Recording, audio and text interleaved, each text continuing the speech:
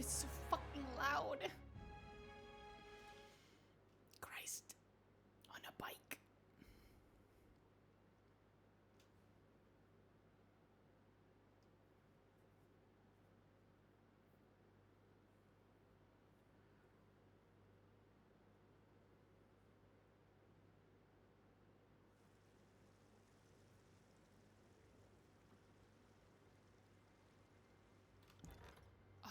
Right, I remember this.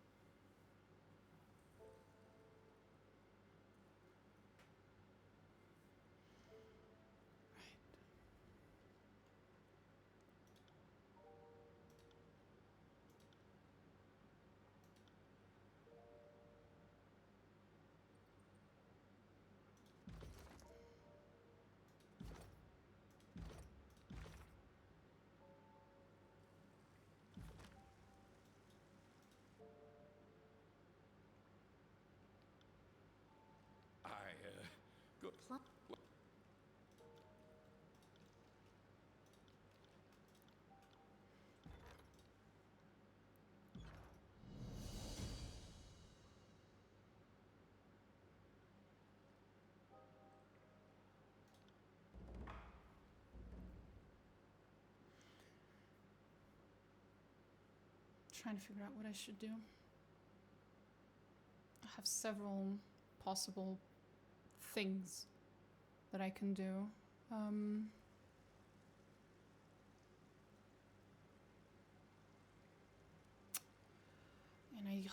I'm hoping beyond hope that none of them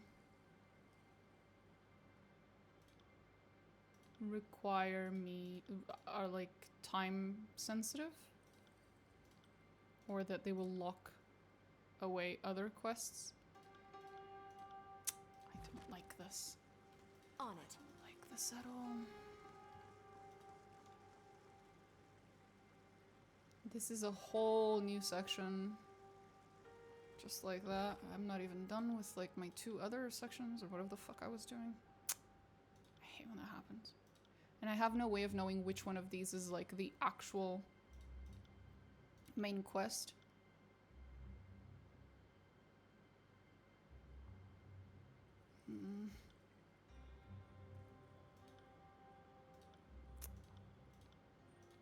Does it matter?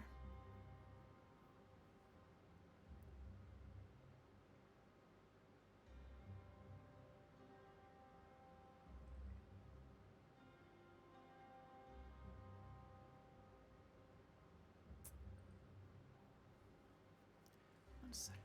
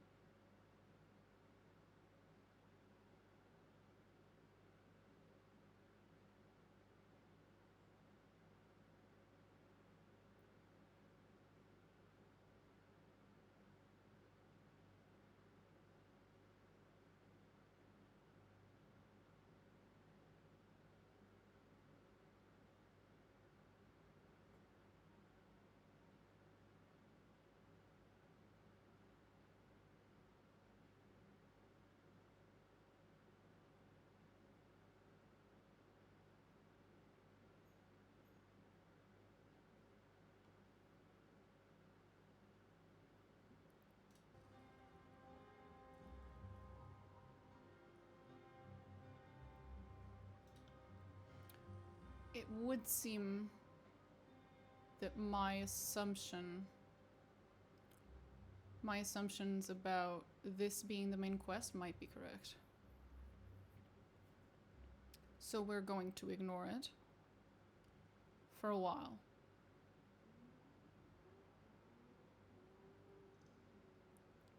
Yeah.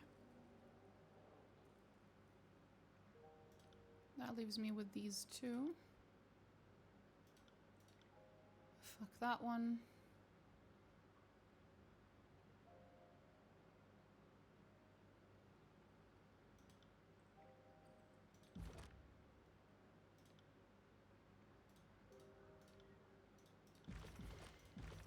Okay.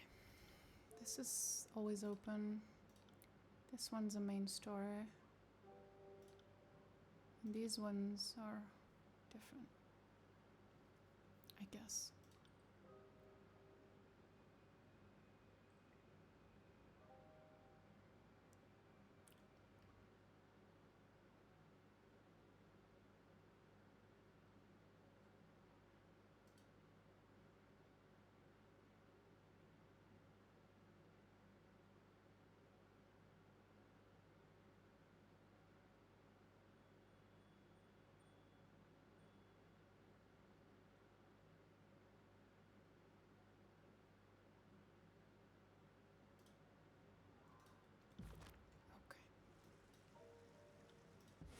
Let's try just fucking the fuck off out of here real quick.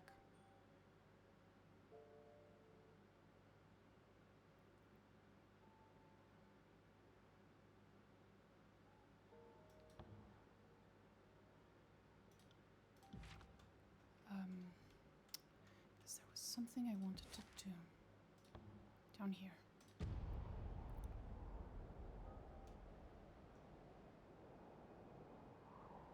We now have, there's a certain passive talent that Lantry has that I didn't have before.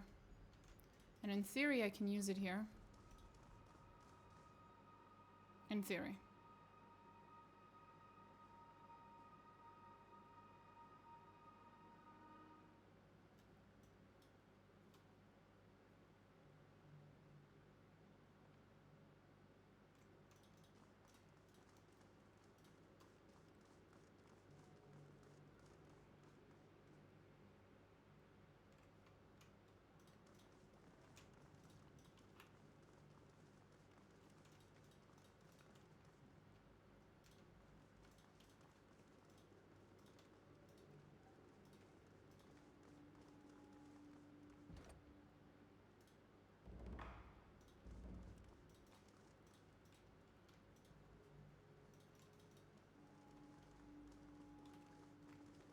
Just gonna have to run a little faster. Any here? No.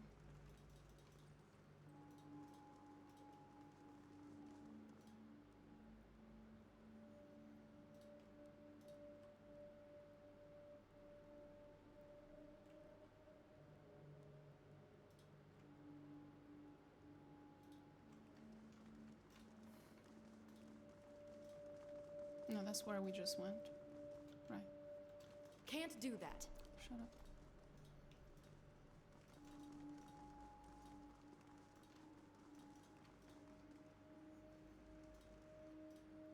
There's another one.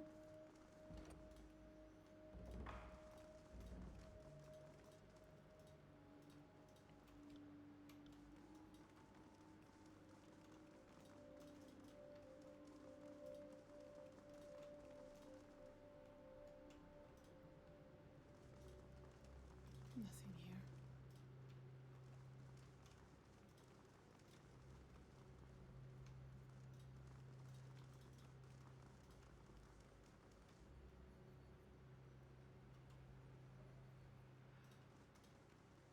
Might have to swap to my headset. My earphones are dying.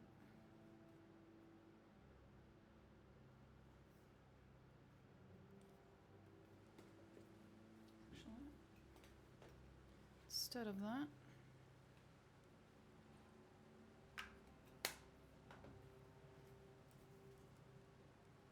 I'm gonna do this one ear at a time. Will do.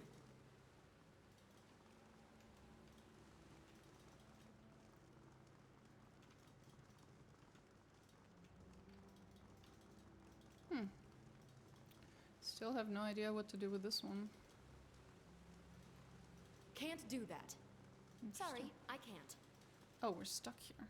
Good job, me. What is wrong with me?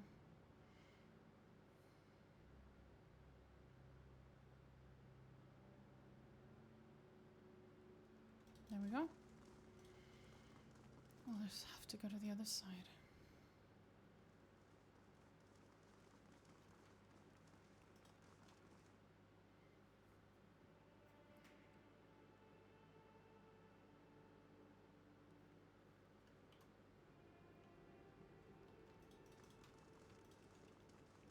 We look for them. There's one there, which I don't have access to yet.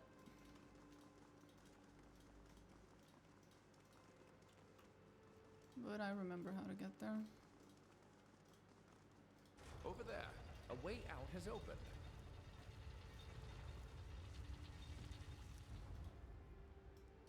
Oh, right. Will do. On it. As you command. Like digging, like motive scraping couch like soil, furrowing deeply with claws, but cannot dig way back through solid stone. Yep.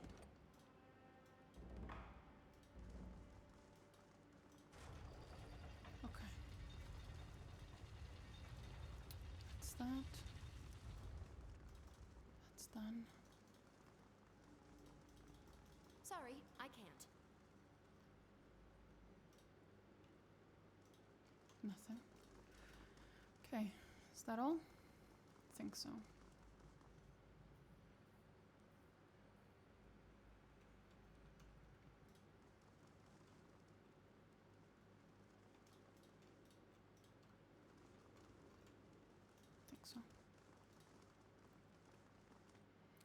should put us in the downstairs area, and then we have to go to the right because we couldn't. We were there before, but we were stuck.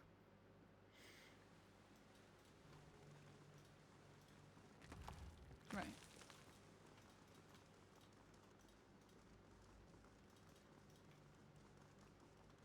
Was there one here? Nope, there was not.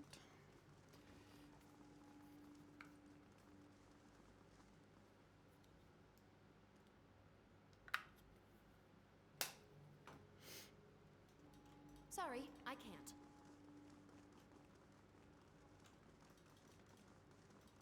Anything here? Anything here? Anything here? Nothing, nothing, nothing. Nothing at all. Where does that go? Old walls breach. I'll have to check there as well then. Anything here where the shiny was? No more shiny. Feels bad. No more shiny. That thing is still not responding, and I still don't know what it's about.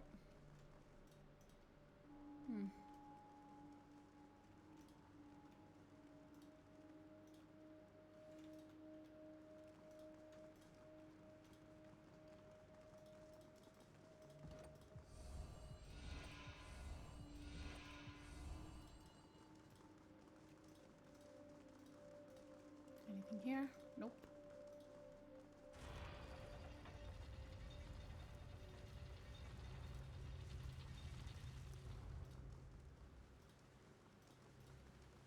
But I still can't get this to open.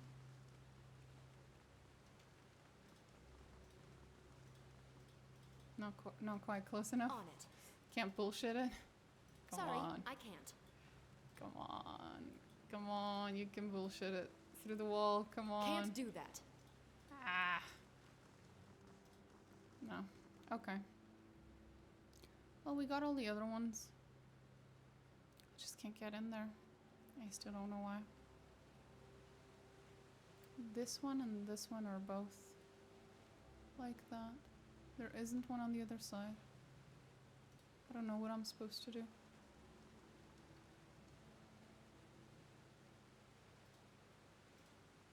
I can kill that fucker. Will slaughter. Reprend your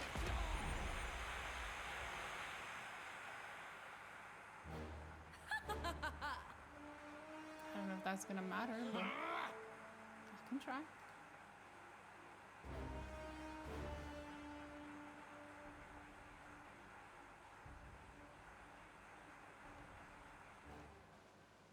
Did that matter? No. It most certainly did not. Well, you know, a girl can try. Something has to be done that would pull this here. I just don't know what it is.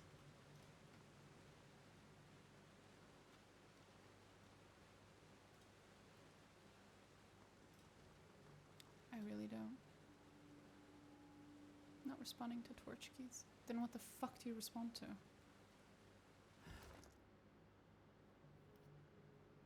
I wonder.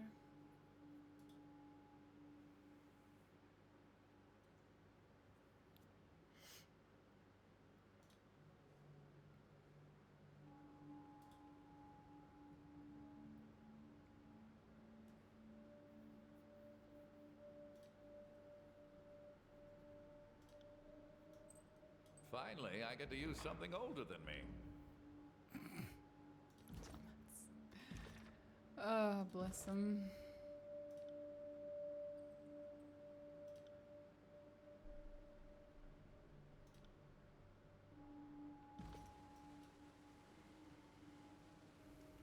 Well, Sorry, I I can't. did something, but it didn't really work. Other than that,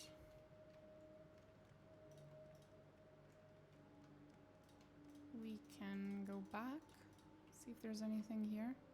Don't think so, but I don't think we lose anything by trying, checking.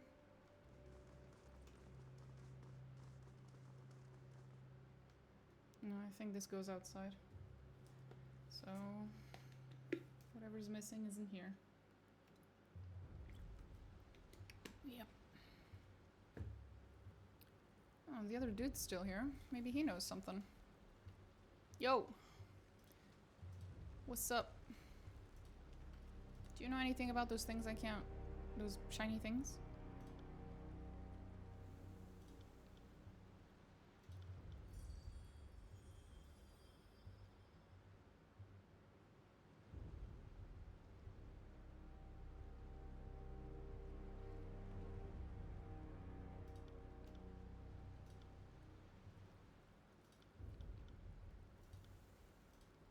That's it, really? On it. I was kind of hoping for more information. Guess not.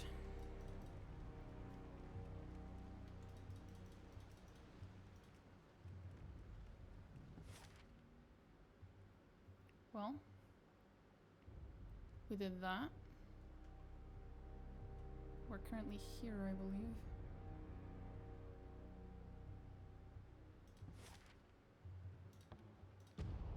I'm gonna go check if there were any of these runes in this area. I never checked. We didn't really know anything about it back then. There's probably nothing, but nothing wrong with checking.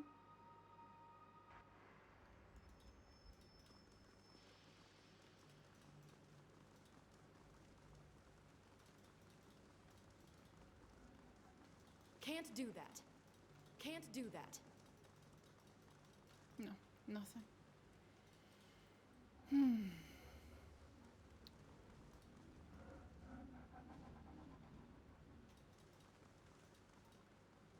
Explanation or nothing.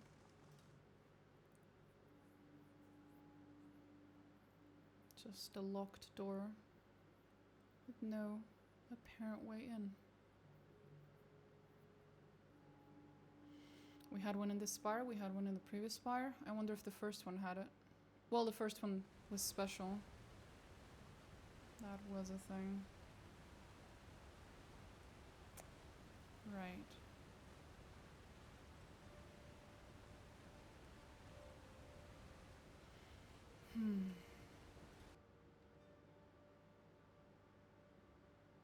Oops. Oh, fuck it.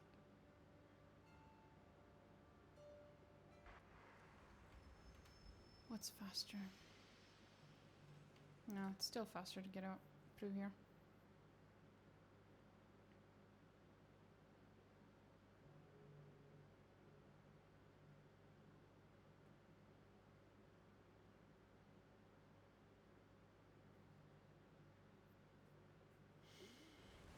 Go back to where we were. See what we can find.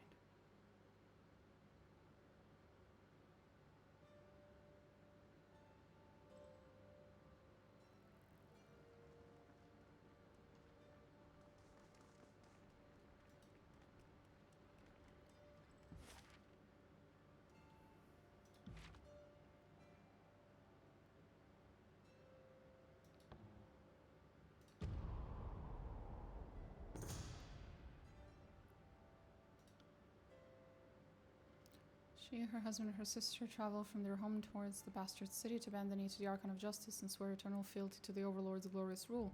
Fortunately, they've been harried incessantly by highwaymen and Scarlet Chorus raiders alike, and fear they may not live to see their destination. Your weapons remain sheathed, even as you demand the refugees attend your authority as a Fatebinder of Turnham. Though the woman matches your gaze with steady resolve, the remainder of the quintet exchange nervous glances amongst them.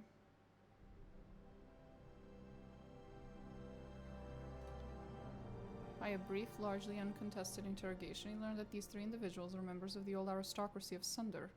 They traveled to Stalwart after their homeland's destruction, but the Edict of Storms has driven them north again. Having lost very nearly everything short of their life, they finally accepted the inevitability of Kyros' control of the Tears and home to find a place within the new order.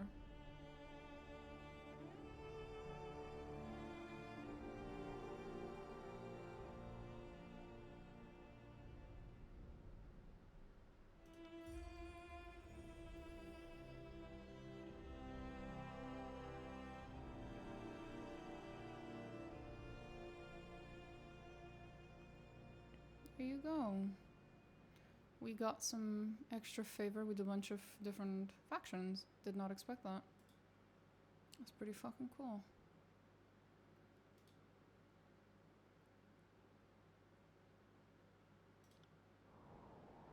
It did, however, exhaust my character, apparently. We'll just have to recover. We'll have to do camp.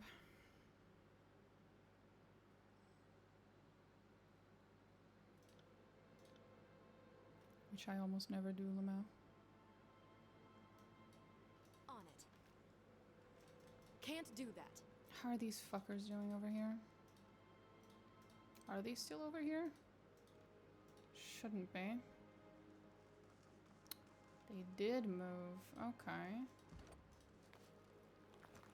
Hopefully not, because they got eaten by the beast men and women that were here. I hope.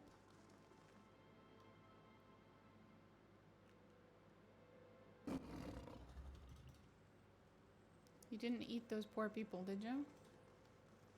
If you did, I'm going to be very upset. Sorry, I can't.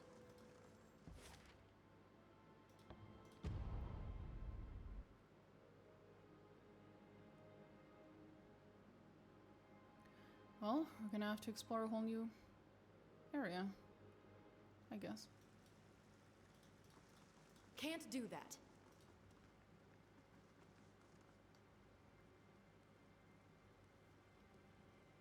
Hello, my good sir. Although, What? Of course. How can I help? Are you asking for an As a chronicler of history, I am most honored to have the chance to travel alongside a luminary. I can write down her speech word for word, letter for letter, and proclaim it back, but yet the words lack her charm. This supports my hypothesis that her power manifests by the actual sound of her voice, and less of the particulars the words chosen. Fascinating. So, if I'm hearing you right, you're saying my words have no weight or significance, and it's simply my magic that makes me powerful. I've got a song for you, Lantry. Do you want to hear it? What? It's high praise. Aggressive, homicidal, and best kept on a long leash with a longer whip? I'm a poor judge of beasts. I've known so few, and none resemble the scribes and scholars to which I'm accustomed. But there's a blunt honesty to her that I rather enjoy. She wants to bask in your power and makes no excuses for the self-interested nature of her loyalty to you. Such refreshing transparency is rare in humans. bless you all.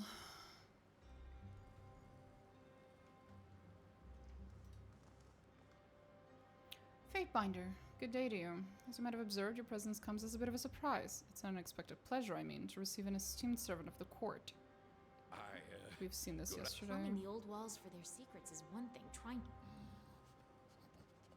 Scent of bane is distance. Well, this is unexpected. What is this place? Bastard's Wound. Refuge of sorts. Not that we object. What's all the commotion? Visitors, blah blah blah. Why are you all here?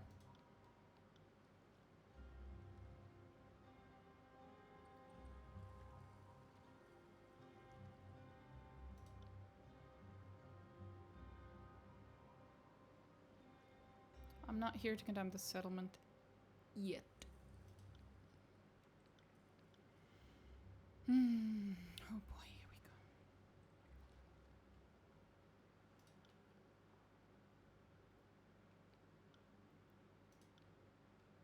3 years ago, by braver, more adventurous souls than Master Elzem and I were relative newcomers, going on about a year at this point, when Cairn smashed Rostrom Vorus's manor. His supporters fled into the cracked mountainside, discovered this place.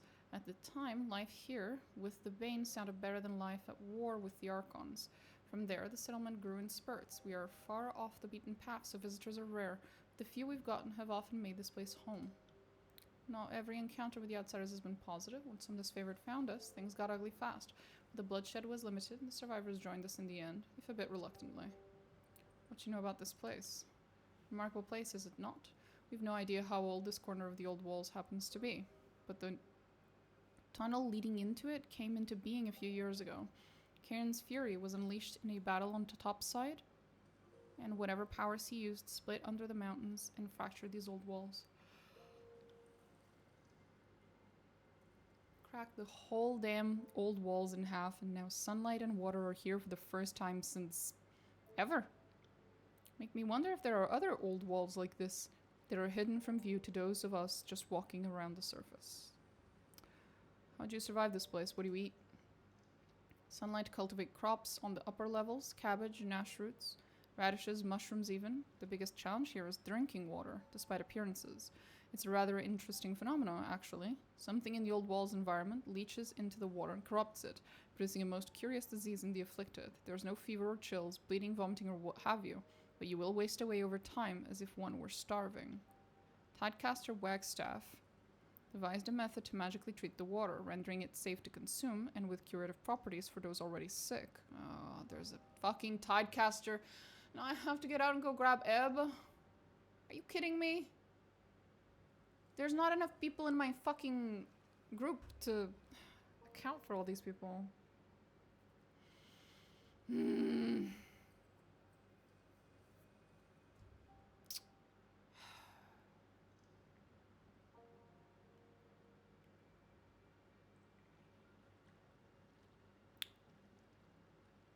Okay.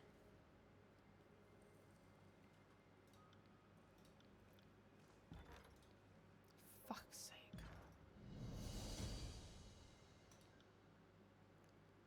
We have to go grab Ebb.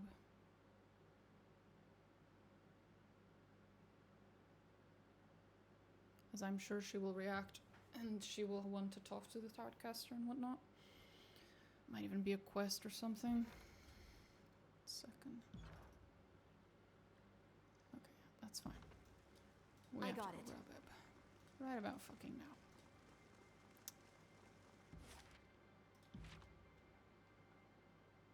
Where is the... I think this is the closest one. Fucking 2 whole days. Ugh.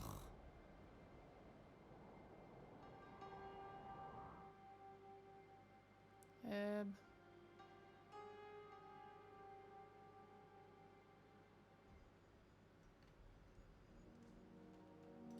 There you are. Hey, I need you to come with me. What is it you need? Of course. I was a little reluctant to We'll wait grab Ebb though, for a short while. because it's full of sages, and she does not seem to like sages a whole fucking lot. I'm a little reluctant to bring her.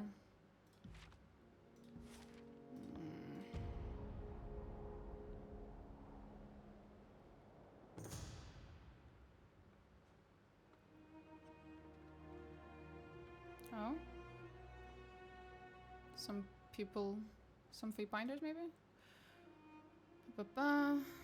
Name of Alma. Her clothes bear the red, black, and gold of the court. She keeps her light brown hair in a carefully braided bun.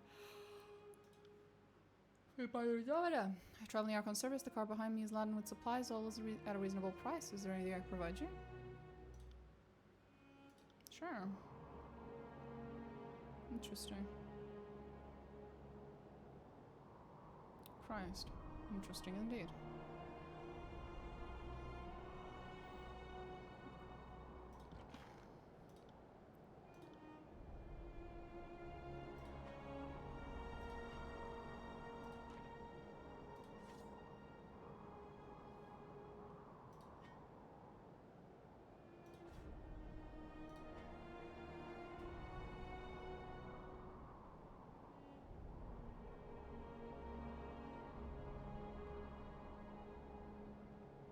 Okay, these are all unique items. That one isn't. That one isn't.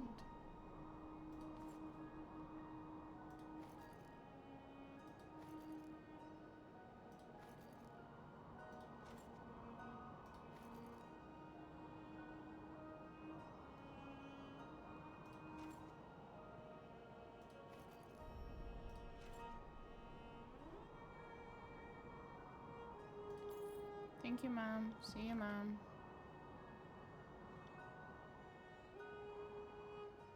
It's nice having money, ma'am. Sure, I'll get rid of it within 5 seconds, but until then, it's nice to have money. I got it. Let's see.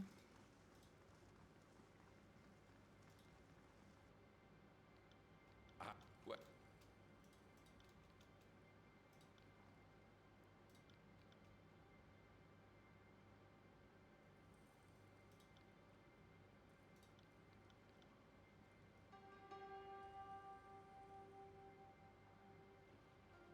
There's running water if you don't mind a Bane attack now and again. This isn't the dumbest place to hide. Okay, just checking if Ebba had said anything yet. Okay, I have questions. How'd you get everyone here? Nothing. Did you know about this place? How do you survive? He mentions Starcaster. She does not say anything. Did the Bane not threaten you? Yes, of course, but we have a system for that. You've met our greeting party in the caves, I take it. Incidentally, what happened to... It doesn't matter. The point is that we have a contingent of beastmen with us, and they've adapted exceedingly well to the old walls and show little fear of the abominations. They've been perfectly eager to dig their claws into any that come our way. It's surprising that even works, by the way, but who am I to argue? At any rate, they keep the entry points to the wound clean and seemed content to keep doing so. In fact, I dare say some of them have come to love hunting the Bane. Or just have a death wish, and that's why they volunteer for patrol day after day. Fair enough. What do you do here? What don't I do? Someone has to inventory the supplies, take census, ledger trades. It's all pretty unexciting, I assure you. I happen to like playing steward. Balancing numbers is easy for me. And I have far more responsibilities than I ever did as a mere scribe at the Citadel. Aren't you a bit young for a sage? If I were a tenured sage, that may well be true, but I'm just an apprentice. Many in the guild scribed for decades before attaining rank. As the school is no more, I suppose I'll never officially be counted among the sages, but I am making my contributions to knowledge in my own ways. My master thinks similarly, though I think the loss of the school means more to her. I had a few years to know that the other sages she had a few decades. Where's your master? Lexem is sadly not amongst us. She vanished into the lower levels some time ago. She wasn't herself. Okay. She's alive? Friend of yours? We saw this yesterday.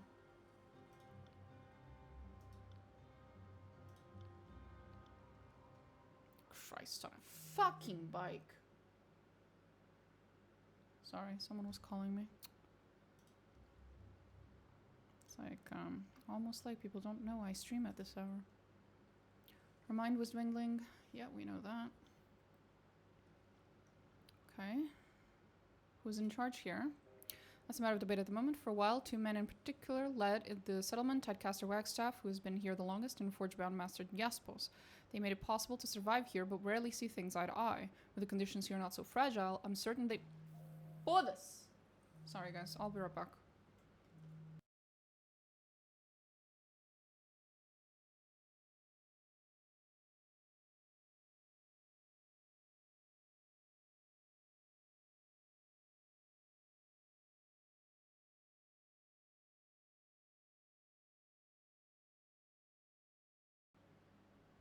And we're back. Just had to pick up the phone, say, I'm streaming. And then suddenly it wasn't so urgent. Bless. Anyway. Were the conditions here not so fragile, I'm certain they would have come to blows ages ago. Wait a second, Tidecaster Wagstaff? Is that what you said? It's actually the second time he's mentioned him, but the first time you conveniently forgot to react. Yes, the sage pauses to give Ebba head to look, and nods with a knowing smile. I believe Wagstaff will be most amused to see another Tidecaster. He's been here for as long as any.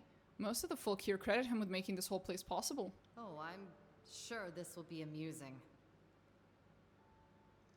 There's another Tidecaster alive, yet you seem disinterested. Of course, because all us Tidecasters sleep together in a big clamshell made of solid moonlight. Look, I'm glad Wagstaff is alive and well. I'm just curious why this fucking coward didn't join us in our battle against Kyros. I'm curious to hear what he's been doing that made it impossible for him to join the rest of us in battle.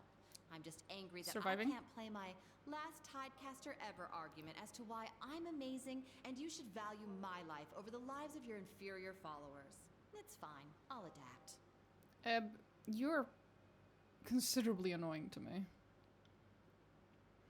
There was also a beast woman, Reef Talon. Really quite a remarkable creature, actually. She held this place together and kept tempers at bay until fairly recently. She was as worthy a leader as we've seen in the wound. She's no longer with us, so the bickering between Jaspos and Wagstaff continues. Tell me about Jaspos. Broad-shouldered man with a booming voice is always taking out his frustrations on some poor rock or boulder just there by his forge. 2 apprentices arrived sometime after Wagstaff. I think we worried he'd be a true loyalist and demand we surrender to Kyros, but he's taken a shine to this place and is trying to create his own little corner of Tyratus. I think he likes the seclusion and being surrounded by a variety of rock types. He built most of the bridges you see here, some cisterns to filter water. He's a one-man work crew, and he knows it, unfortunately. There's more than a few supporters, particularly since he created those purifying aquifers. The water here causes illness, and without his help, most of us wouldn't have enough clean water to drink. And Wagstaff? Prickly old fellow, Wagstaff, one of the last Tidecasters in the tiers, I believe. His kind were enemies to Kyros, true, but I'm certain he has no personal designs against the Overlord Fatebinder. Had you told me another caster is lurking in the tiers, Wagstaff wouldn't have been my first guess, but I'm not wholly surprised either. He insisted the Exodus was his foolish, cowardly plan. At least he's sticking to his convictions on this matter. He's not one for pleasantries or charisma of any sort, but he is a master of his craft. He was the first to treat the toxic waters in these old walls, and to date, it's the only cure that works. The wound would be in bad shape without him. Give him some time and you might see beyond the gruff exterior. Just know that he prefers the solitude of his pool, so don't head over there unless you're willing to suffer his glare. Beast Woman was in charge?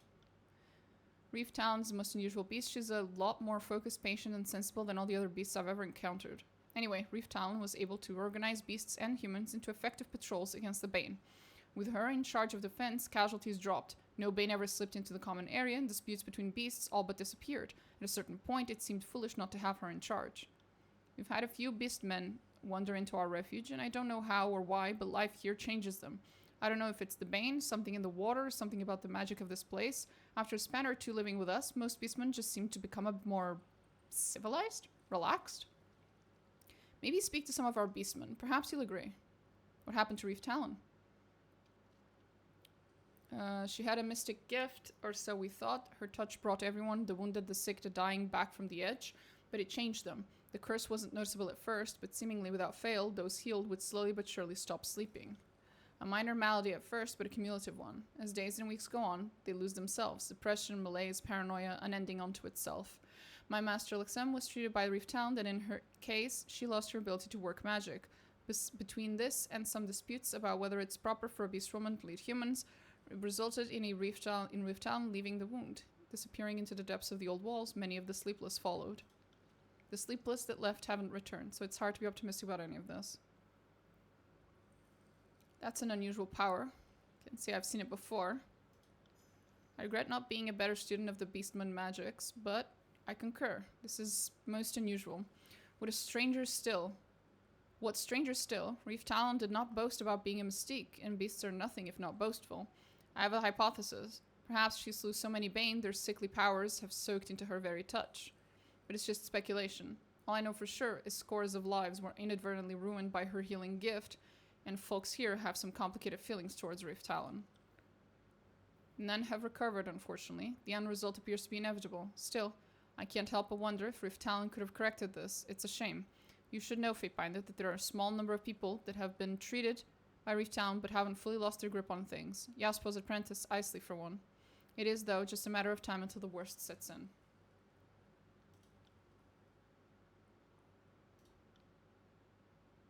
What do they argue about? Few things that matter. I do not mean to belittle those men, but I often feel like they both demand exaltation and, more importantly, want whatever adoration someone else is getting. Through their magic, they make life possible here, and we all look up to them. I think they both feel a genuine sense of duty to protect us all.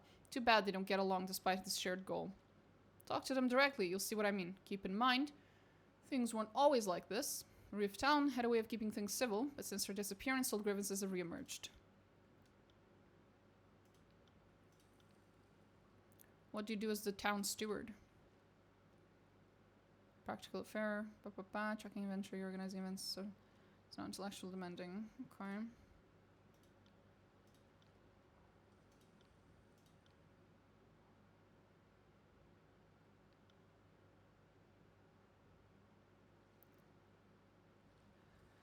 If you haven't done so, please speak with Jasper's or Wagstaff. The wound doesn't speak with a single voice, but these two come the closest to such a thing. As you turn to leave, you see Lantry lost in thought, rubbing his cerulean ink between his fingers and thumb. So tell me more about this Lixem person. She's an old friend of mine, and by now you've already detected the understatement in my voice, so ask your questions. Oh no! Ex-girlfriend? Ex-wife? Yeah. You presume correctly. We were deeply intimate for the better part of 15 years. The school gave up long ago trying to make rules against fraternization, and, well, we took full advantage of living in the modern era of the School of Ink and Quill, when sages could do away with furtive copulation and the foolish attempts to curb the natural inclinations of scholars to rot. It was her magic I loved most. She was gifted, truly gifted. She could achieve these little accents on her spells that none of us could replicate. At first, I had nothing but envy and hate for her, but somewhere along the line it became adoration, and I just hoped to Kyros that if I rubbed up against her enough, maybe some of her talent would rub off on me. No such luck. What would you like to know? Less, I would hope. Fewer details.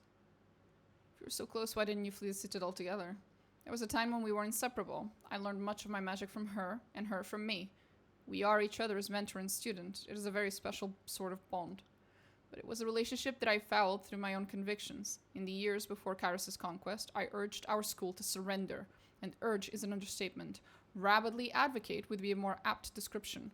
Lixem did not share my assessment of Kyros or my opinions on what must be done. I was in the dissenting minority, and most felt I was a traitor, Lixem included. But I wasn't about to back off from my belief that surrender was the right idea. Considering what came to pass, I feel justified in my stance. While I normally adore being right about things, in this particular case, my tumescent smugness maybe isn't worth the friendships it all cost me. Might be worth your life, though. What you make of her condition? From the sound of it, she was afflicted with sleeplessness, and by all accounts, madness would naturally follow.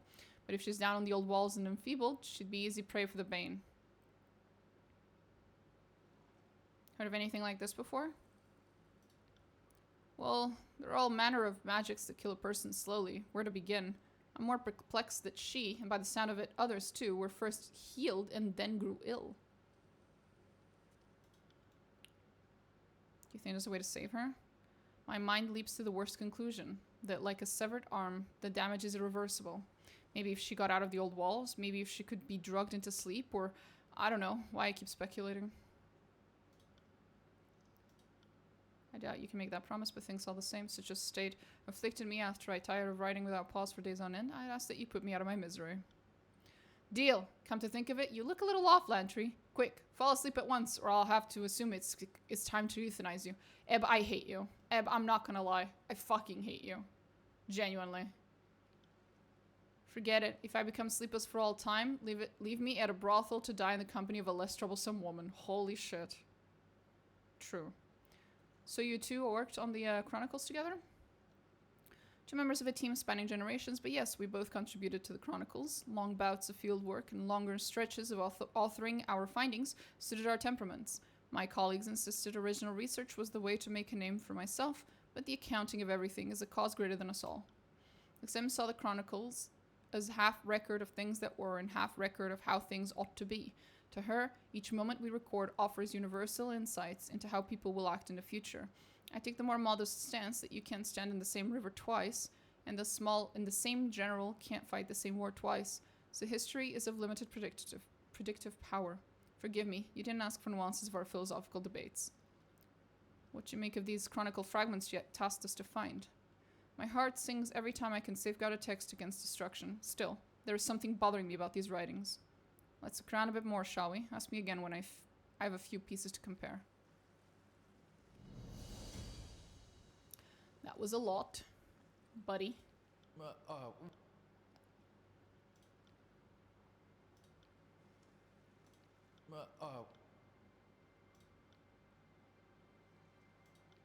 Oops. What? Yeah. I am nothing if not a semi-reliable font of... Of course. How can I help? I am nothing if not a semi-reliable font of... Well, you might want to ask. I am nothing if not a... Well, Okay, I don't think there's anything there. Damn it.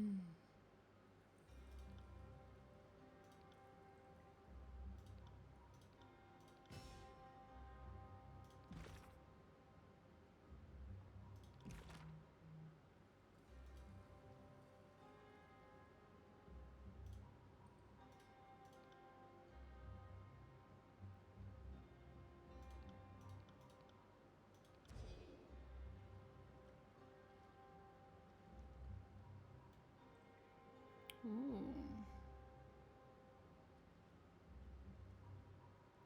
Interesting. Cool, cool.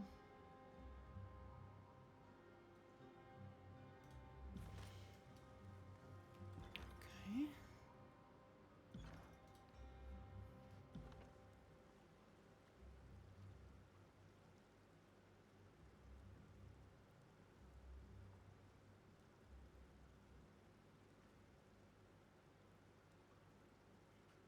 Okay. Seems like we're ready.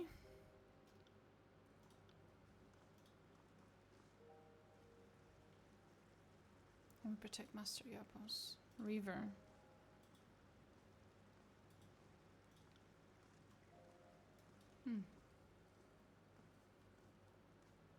Right. On it. What is this? Denizen domicile. So, a home. Let's just barge into random people's homes. As one does. All the time. At least I do.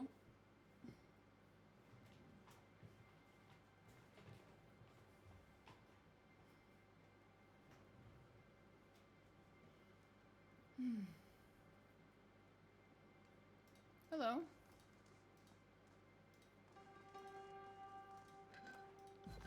Ooh, I'm stealing all your jewelry. Hell yeah. Ooh, thank you. Bye. I do appreciate that everyone in this region of the world seems to be perfectly okay with me stealing their shit from right under their noses. Right. Not a Can't do single that. complaint. I approve.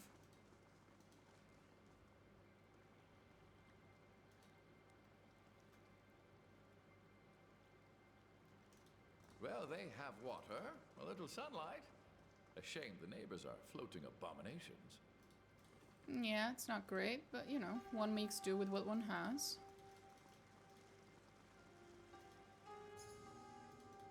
Hold up. There's something there. There was, yeah.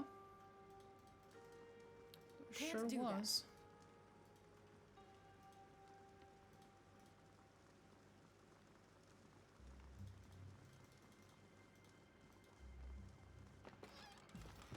Can't do that.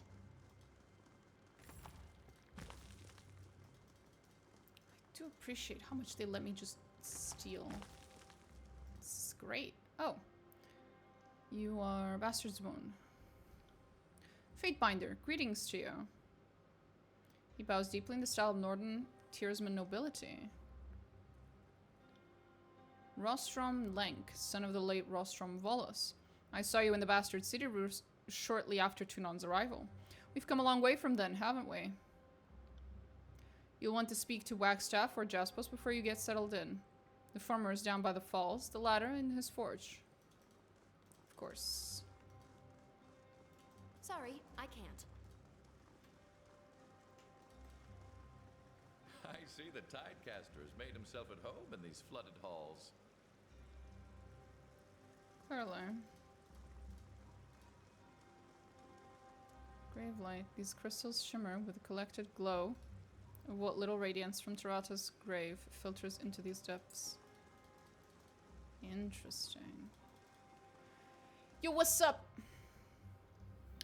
A bearded, weathered figure stands by the pool's edge, eyes closed in concentration. His face, uncharitably weathered from years of sun and wind, is a collection of deep, intertwining creases wreathed by a brittle-looking grey mane. One disapproving eye snaps open as you approach. Of all the shriveled barnacles to find, you? By Kyros' swollen tit, you? What if Camberil, Hagravar, don't tell me you're all that's left. Oh, I'm about to let them fucking fight. They fought the good fight, but fell to Cairn at the well. What's your excuse? How'd you slither your way here? They're dead? So the militants have fallen, and you're all that's left? Fuck us all. Kyros really has won. And I didn't slither. It was more of a surreptitious crawl. Speaking of lowly vermin, what are you doing with this lowlife?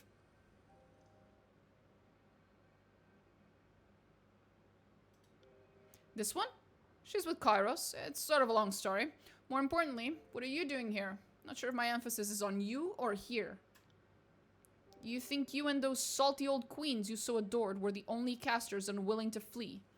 You fools were just dumb enough to wave your arms until the Archons noticed you. Some of us, well, okay, one of us still knows the ancient art of subtlety.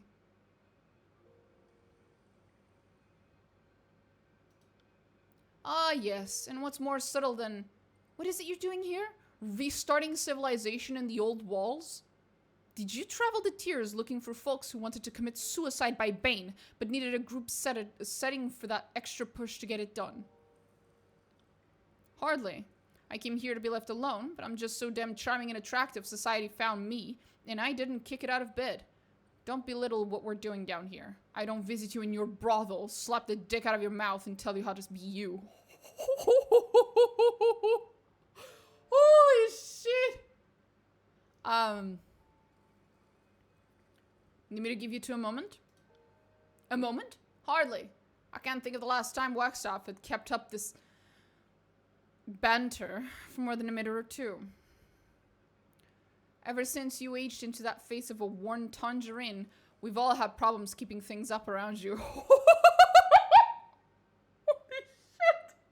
shit! Speaking of improbable feats of tumescence, is that little apex boy of yours still ramming your stern on the regular? Holy shit. Aldenus died of his wounds from the Battle of the Gates of Judgment. How about you? I can only assume half the reason you're here is to find some new apprentices and fuck them. That's what I'd do. Holy shit. Well, yes and no. Yes with the apprentices, but I don't know. I just might stay here. We've stumbled upon something unusual here. Not sure how permanent the solution living here might be, but been trying to make the most of it. But your friend here changes things. Uh-oh. We always knew outsiders would come, but short of Graven Ass showing up, a Fatebinder's about as terrifying a notion as we've managed. I assume someone pointed you towards me to speak for the settlement. If there are matters to discuss, then so be it. I may not like it, but I do lead these people. Frankly, only because nobody else can. That stone-straddling fool Jaspos will talk himself into believing he's up to the task, but don't believe his bluster for a moment. Anyway, I'll just ask the question everyone's wondering. What are your intentions with us?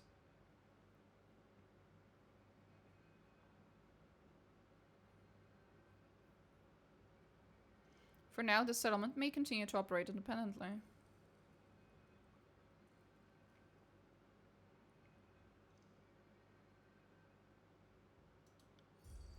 Good. These people don't need Kyros' justice to be miserable. Just living in these old walls seems its own punishment. The last thing we ought to do is butcher these people over some stupid rule we never follow anyway. Unexpected, Fatebinder. Perhaps your visit was worth the interruption. Making a life without someone breathing down my neck is all I've ever wanted. Thank you? The court will extend mercy. Wagstaff's celebratory yell echoes through the makeshift village and is answered by distant cries of relief and sobs of joy. Oh. The crown! The court will extend mercy! Something like that. I did not realize he was yelling. Thank you, Fatebinder. You just casually yelled next to me. I'm sure my ears are fine. Thank you, Fatebinder. I knew the day would come that we'd be discovered, and I imagined a much bloodier scenario. Oh, this isn't the end. If literally anyone else of Kyros' armies or of Tunon's court shows up, they will not be as nice as me, and they have no reason to actually,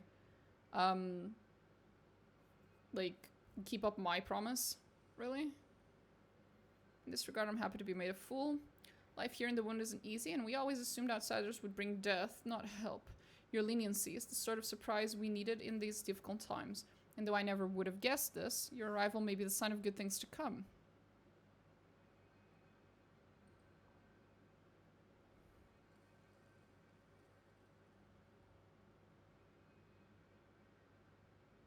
I'm happy to be of service. If I may take you literally for a second, let's say I was in need of someone who can come and go from this refuge and handle some matters for me. Would you be willing? It's hard for me to leave things unattended. And if I were to perish, depends what it is. There's an old rival of mine still out there, a sage named Phoebe. Yes, we're from rival schools. No, this isn't just a case of an unsettled score. I'd live and let live, but she poses an actual threat to the wound. She had knowledge of my plans to journey north to trace Cairn's path in these mountains, which may expose us. She could bring a slew of homeless sages here, probably followed by gaggles of spies. It's not worth the risk. She needs to die.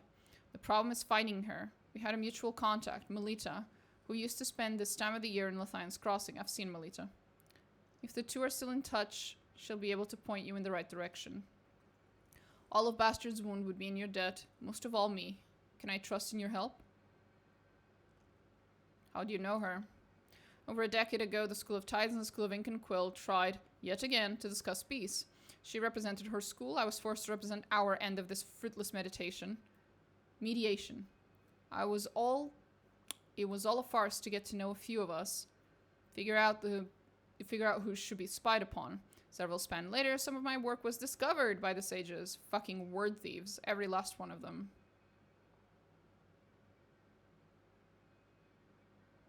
You realize you're both the same, right?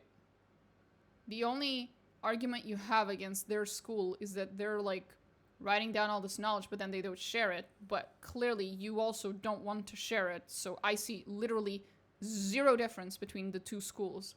Neither of you wants to share your fucking knowledge. At least the School of Ink and Quill is smart enough to understand that it's actually a pretty smart thing to record the knowledge of the other schools. Now, if we could just convince them to also share it, problem would be solved. And everyone would be better for it. All sages are incredibly fucking selfish. Is this sage really such a threat? She's a risk to everyone living here. The woman hates me. Having dealings with her in the past was a mistake, and I'll be damned if I let that error ruin all that we've built here. Now that her school is in ruins, she'll view my accomplishment here as research to be appropriated. And while she's at it, she'll engineer a catastrophe for the wound just to spite me. So yes, Fatebinder, I'm sure. I'm not gonna kill someone before they've actually done anything. I understand the sentiment, but whether you believe it or not, that woman is a threat, and will gladly bring attention to our existence if it serves her purposes. Moreover, she's likely to expose us without even trying. She could wind up consumed by the voices of Nerat or followed here. I found this place. Why kill someone when the secret's already out? You don't give up patching a hole in the hull just because a new one opens. Look, I seem to be asking the wrong thing of the wrong person. I'm sorry. This all sounds so monstrous. This loose end is mine to solve. I'll find her.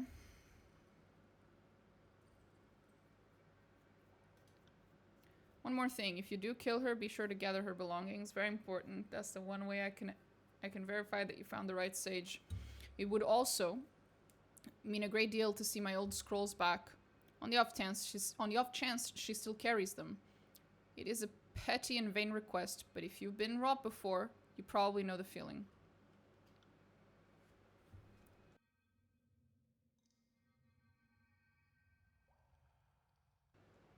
Anyway, what do you do here as one of the leaders? I'm the only true leader, as I've said before, but I won't belabor the point. 3 years ago, I stumbled across these old walls, very quickly found I wasn't alone. A clutch of hungry and sick tearsmen had stumbled upon this enclave as well. I had come here to escape Kyros' forces, but I'm nothing if not driven by noblesse oblige. I decided I'd weigh anchor for a bit and help out.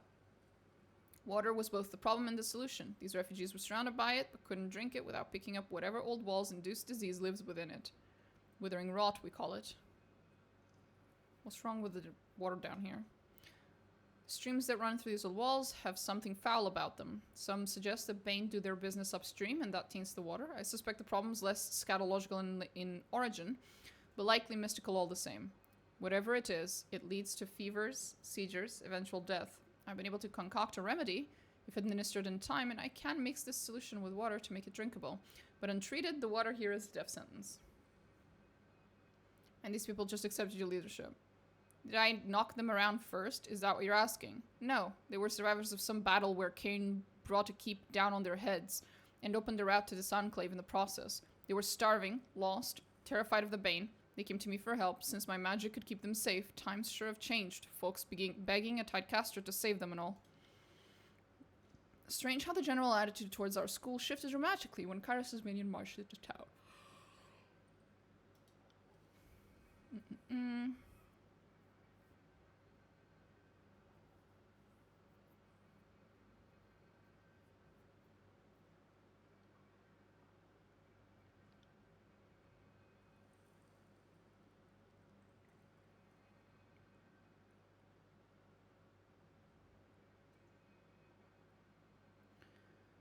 Okay, so you drink water and then that makes you thirsty.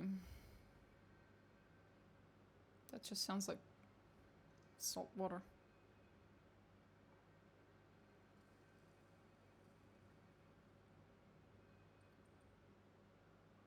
Or to be precise, it sounds like water that has way too many minerals. It's just salt is the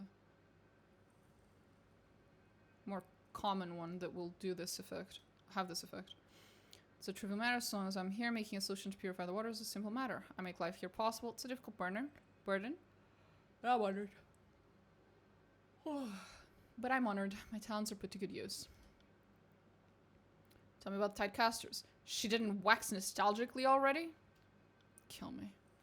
Apparently my information's out of date. I sure thought I was the last of our school, but apparently I hadn't looked under the rock you've been calling home. Students of the occulted Jade, Archon of Tides, she was one of the founding pioneers of the Tiers, and her school has been the longest running institution of learning in the peninsula. Don't listen to what the sages say. Why didn't you leave? This is my home. I don't care about Kyros' war or the slaughter sport of these Archons, but I also wasn't about to sail west to die on starvation on the high seas. The promised lands are a lie. The ocean goes onward, or maybe you fall off the edge, or wrap around to the east coast of Stratos and land right in Kyros' lap. If I'm to die, let it happen in my father's coast and my mother's land. What have we been doing since? First few span, dealing with some unfinished business. A half-dozen sages had wronged some friends of mine, and I'll admit, vengeance occupied me for a time. When Kyros' forces came, I decided to stay far from the beaten path. I set out to the mountains to find privacy. This place was serendipity writ large. When others stumbled upon this place, it somehow shifted from hovel to home. I did not expect or ask for the responsibility of caring for these people, but now that I wear it, the mantle's comforting. What did you do in the school before the war? What was your title exactly? I don't think we ever had a ceremonial office for the instructor most dedicated to diddling the students. Oh, come off it. You enjoy that privilege as much as I did. Besides, they listen more closely if you make them feel special. Jesus fucking Christ, I hate you both. Provost of Antiquities was the official title. My life's work was the curation of the school's past, the relics, the sermons of occulted jade, the life stories of Tidecaster elders, past that sort of work. A fellow historian! I didn't realize the Tidecasters gave a care to the historical record. I wonder how your notes would compare to the Chronicles of the Sages. I'm sure I could fill in countless gaps in your accounting. Oh boy. And now they're both pissy.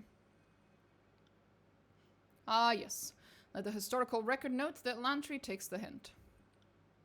My personal interest has always been the fluid magics of our school.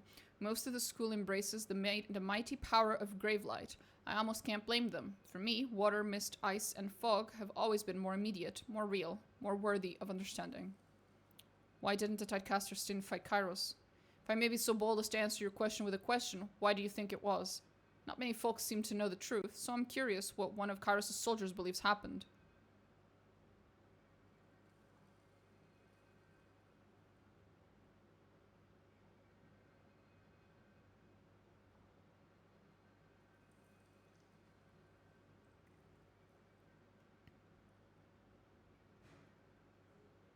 Maybe there is land to the west. That was a lie, many were told. None of our explorers ever found land out across the ocean, yet Jade told many of the younger Tidecasters that an archipelago was out there, just waiting for us. The truth is, our Archon lacked the will to resist. Scores of Tidecasters craved war, but lost heart at the notion of facing the enemy without occulted Jade leading the charge. Enough. I don't wish to revel in the cowardice of the Tidecasters. I made my decision to stay. I'm not pretending I'm some brave hero, but at least I'm trying to hold on to some little port in the storm. How do you purify the water?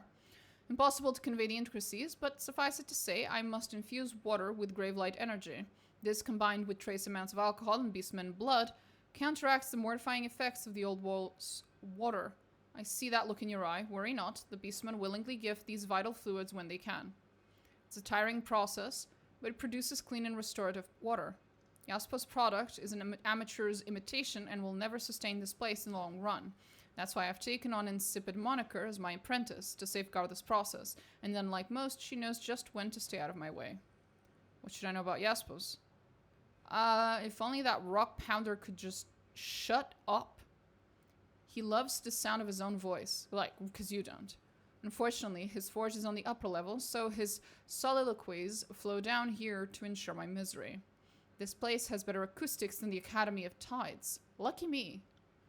He thinks because he can cleanse the water, not as well as I do, mind you, that he can pontificate all the hours of the day. At all hours of the day. I nearly drowned myself once rather than listen to one of his tirades, you know. But I knew the moment my body was discovered, he'd be raining another righteous speech about cowardice down upon my corpse. That wouldn't do. Look, I'll say it plain. Jaspers has a big mouth, and he talks insistently about transforming Bastard's wound into something great, but the truth is that he's just out for himself. I built this place from nothing, and he thinks he can come in and claim it when the hard work has already been done. Not on my watch. Wow, you're disgusting. I heard a beast woman here once held sway. Reef Talon. Curious case, that one. She paved her way into these caves a year ago with her cubs, a vicious fighter, for certain. Bane of the Bane, I like to say. She took charge of the tribe, but had a curious way about her. The most fascinating beast I've ever met. Oddly pensive, strangely polite, prone to bathing. Things really got unusual when, after a bloody dust-up with the Bane, Reef Talon healed some other members of the patrol with her touch. I can't say healed with a straight face. Those who had their wounds tended by Reef Talon felt spectacular for a few days, but by week's end, a whole host of new maladies overtook them. She was a mystique? She claimed she wasn't, and I've never known a beast to downplay her strengths. But as sure as water's wet, she could mend wounds with a mere touch, so she must have had some training. Having seen what her healing did, hindsight tells me why she would be hesitant to discuss her mystic training. What sort of problems happened to those who were healed?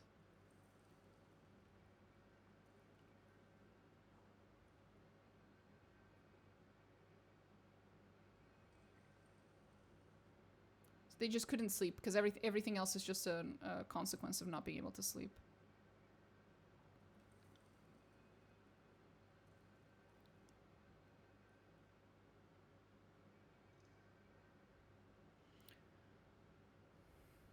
Okay, nothing new. Became a brief Talon. A few spans back, patrol of disfavored were in the mountains, searching areas struck by Kieran's magic, so they said. They stumbled upon our refuge, and being disfavored, were shocked and appalled not just by our squatting in the old walls, but by the beastmen living with us. A few even deferred to Reef Talon during the parley, and seeing humans look to a beast woman was rather appalling to those iron thugs. The meeting quickly turned violent. We bested the disfavored, but Reef Talon fled during the altercation. I guess the combination of guilt from warping her fellows with magic and the feeling of shame that her presence roused the disfavored to attack us.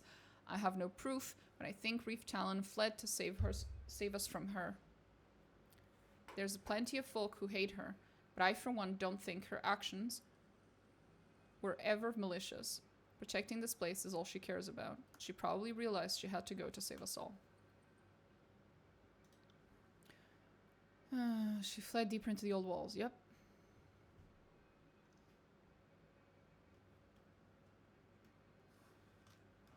She accessed a teleporter, and she might be at the top of the spire. A spire, at least. She's been gone a while now. What happened to the Sleepless? Almost all the Sleepless went with her. Okay.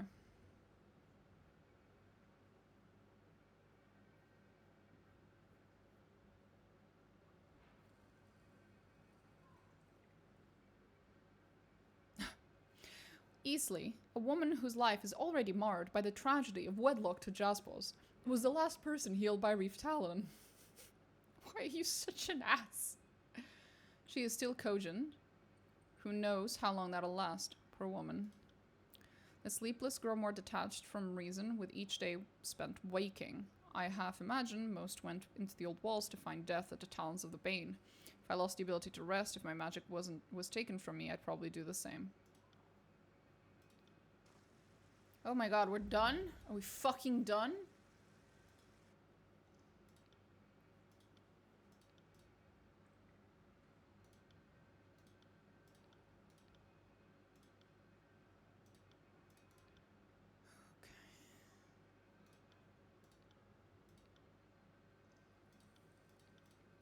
Okay. Doesn't seem like there's anything I missed. Gotcha. Anything you want to talk about, Eb? I'm working on my impression of you. Trying to capture your silent interrogation routine. How am I doing? Let me see. Eb glares at you, her jaw thrust, eyes furrowed. For a long moment, she just looks at you with great intensity, eyebrows twitching, her nostrils flaring with each exaggerated exhale.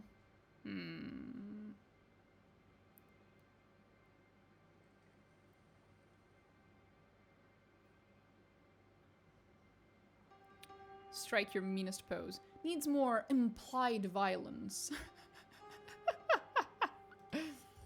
She folds her arms and leans in towards you. She flexes her upper body, sneering her lip as she does. The sum total is more clownish than menacing. Now, who am I kidding? I couldn't scare my daughter into bed when I was 5 times her height. There you go. What is it you need? Mostly I was just having funsies. Aries, do not touch the microphone, Aries. Thank you. Now we're working with the disfavored. You want my advice? Well, if you're not saying it's a quick plan, but I think if you stay close, ask away. Jesus. Ask away. What is it you need? Ask away. You know, I normally charge for this, but for now... You know, I normally charge for this. Ask away. What is it you need? Ask away. We all know how to swim, and we all ask away. Not entirely sure. What do you know of Siren? She's standing right there. Why not ask the expert? Ask away. Okay, that's funny. I know a great deal of the mages of the tiers. Or at least... What was your school like before the war?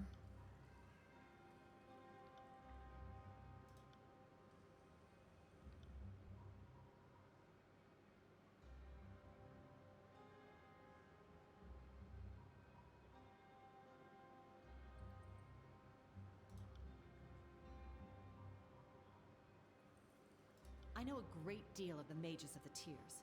Or at least... Okay. Ask away. Nothing super new. What else? Oh, I leveled up. Holy shit, that's awesome.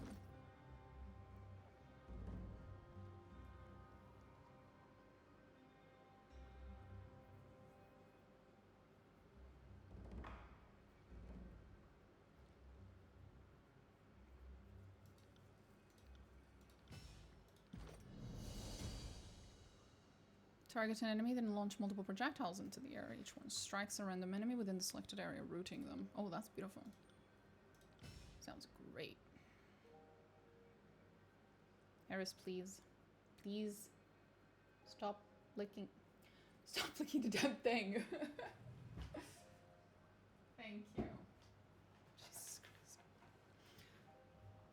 I appreciate the opportunity for a Baldur's Gate 3 reference, but I would appreciate it also if you did not lick the cables that lead to my microphone, Eris. Bless her fucking heart. She's cute, but she is also a menace.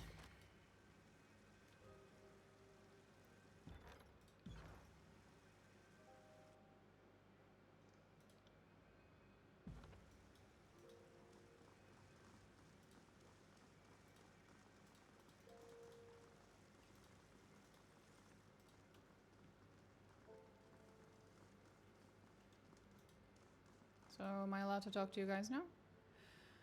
Okay. Fate Binder. There's not a lot of trade in the wound, and little of that in magical goods. If you need scribbles or mixtures gleaned from our forays into the old walls, I'm the one to ask. Okay.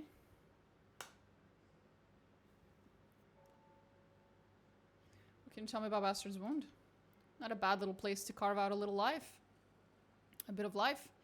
Better than the war topside, anyway. Wagstaff started things, and he's been a capable hand on the rudder, if that makes sense. Real father-like, as if he's got a stake in it. That overpuffed bricklayer, Jaspos, on the other hand, he's just like every other shit come south with a conquest. Just looking for a way to bend the tears over and ram his poker up. Got a bit away from myself there. You know that collecting and distributing forbidden lore from the old walls is a series of crimes settling in them, right? Oh, fucked either way, aren't I? Don't worry, Binder. I wouldn't go selling to someone who wasn't a court luminary like yourself. Huh? Let's see what you have, then. Interesting.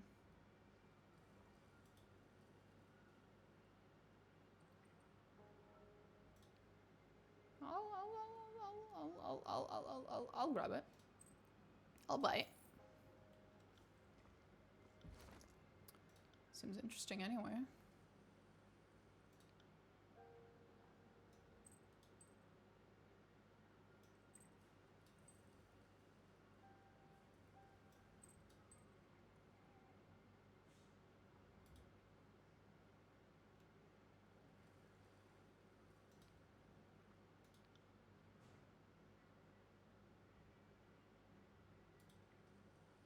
Immunity to poison.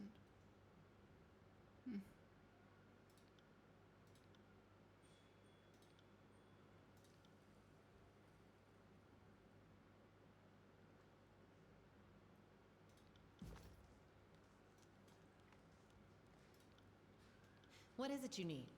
Nothing at all, I guess. On it.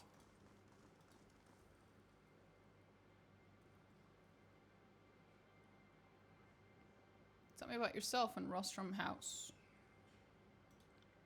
I think you're well acquainted with the manor and its grounds at this point. My father's legacy and my inheritance reduced to rubble and ash. They call it the Shattered Bastion.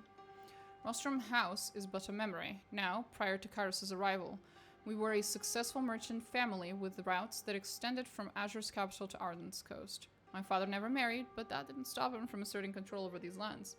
Whoops, sorry. Tearsman, laws be damned. I'm all that remains of his 3 heirs.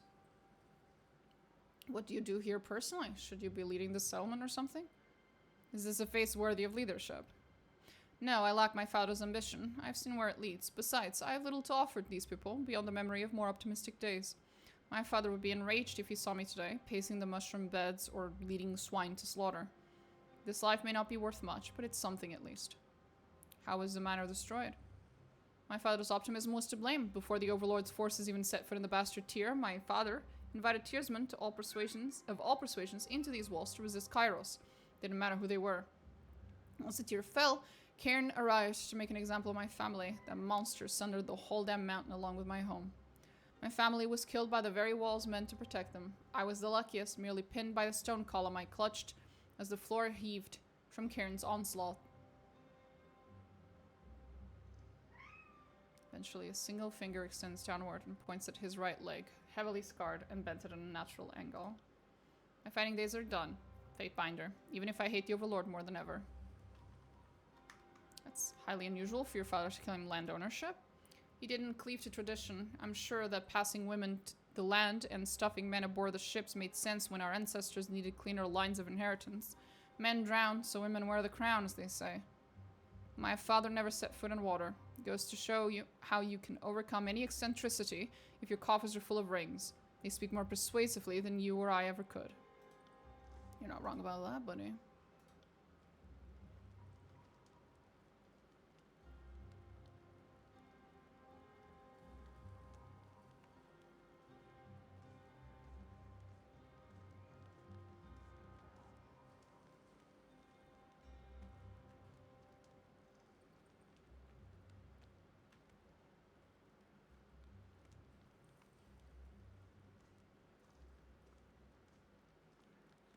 This is annoying.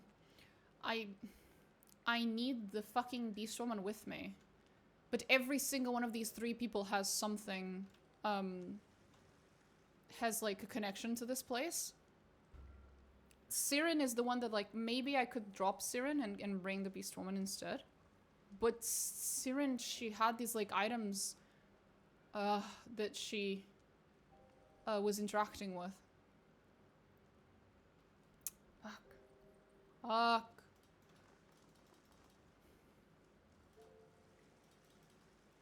I can try going back and swapping her for the beast woman, but I'm gonna end up regretting it, and I know it. It's fucking annoying.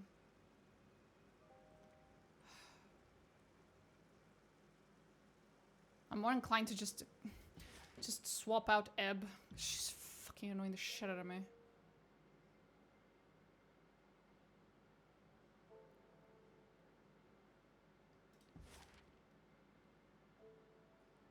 Today's in 4 hours.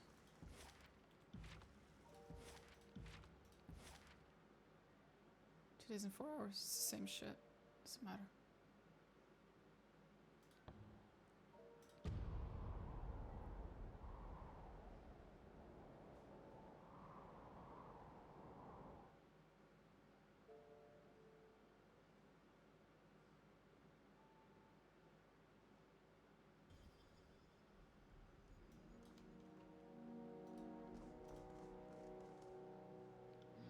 Fate but good. Heard whispers. Rumors of human rotting with beastmen in stalwart lands. Was curious. Wanted to dig at truth. See with own eyes. So hounded bookhauler called Nerek at Fanged Bay. Hauler's face and name were known by many. Made prey easy to track. Moves books for sages and keeps beastmen pack. Ranks weaklings to carry crates humans cannot. Hauler Alpha was gentle, loved by Padfoot and whole pack. Pack's bulwark, Padfoot could not protect Alpha, so begged and whined. Debased own self at Beastwoman's feet. So Beastwoman slunk away into shadows, shamed. Hi, Iris. We have opinions. Okay. I'll tack homeward. See you there.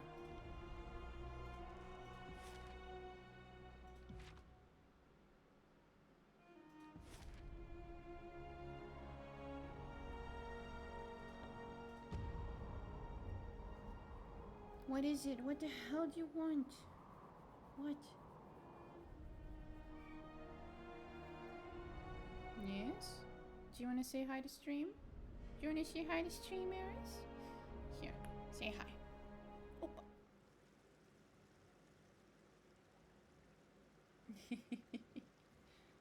There we go. Big goof. My big goof.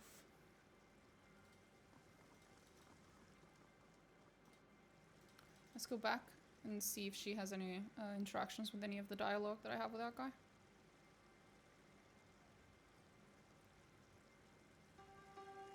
Yes? Do you want something? Yes?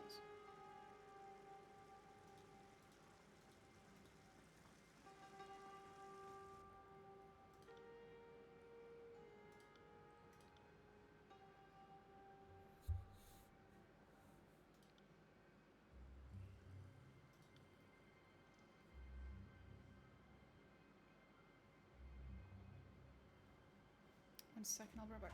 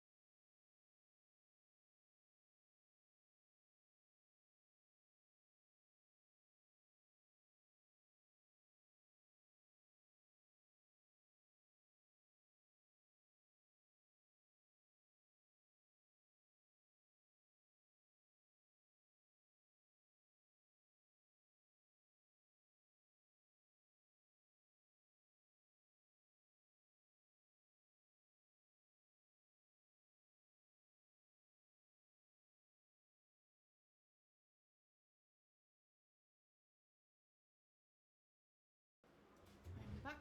Had to go take care of some cat-related stuff. Trained by fool for a mistake. What sort of problems happen to those who are healed? What became of Reef Talon? What happened to the C+?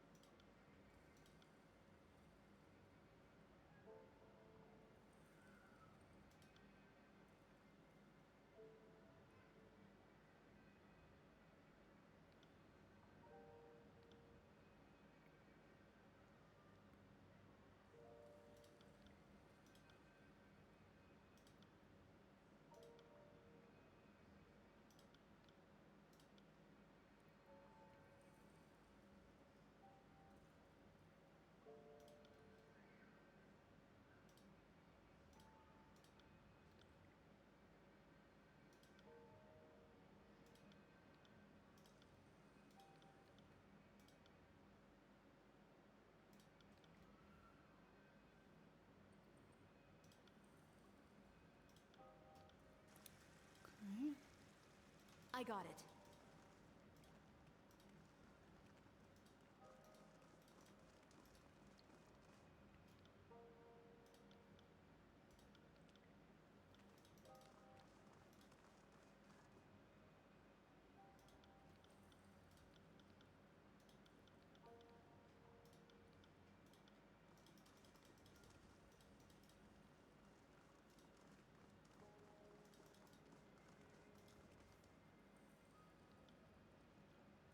Care to browse, blah, blah, blah. In regards to our little community, we don't normally wash our weapons and armor, blah, blah, blah, blah, blah, blah. Okay. What can you tell me? Never expected to be making a home in the old walls, that's certain. But between our efforts and Master Jasper's guidance, we've built of this place something like a home. If we could find a better solution for the water issue, nothing against Wagstaff, he has my admiration as a community founder. Being the first settler and being first among settlers are two wholly different things. She's not wrong.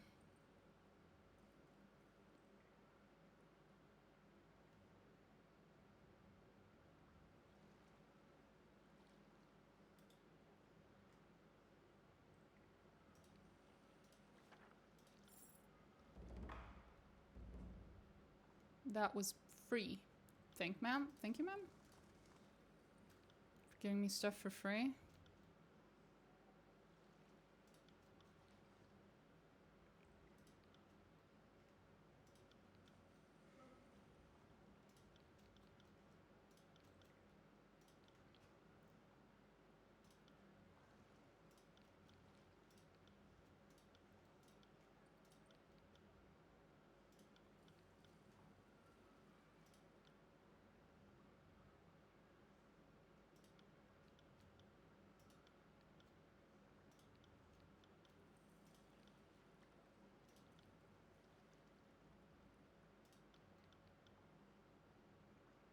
Smells like every other human Kills and Shadow has ever met. Okay.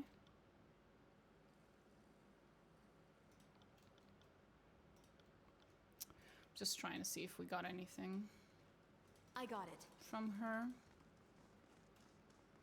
Doesn't seem like it. So we've seen this entire section and that section. I guess we can Sorry, keep walking. I can't. Sorry, I can't. Oh, shut up. Ooh, that sounds interesting. Hmm.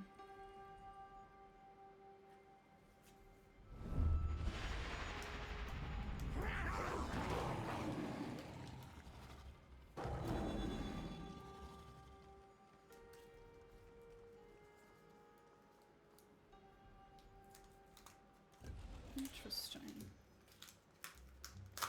Very interesting. What was that? They seem to have a plan for dealing with the Bane, provided only a few come through it at a time.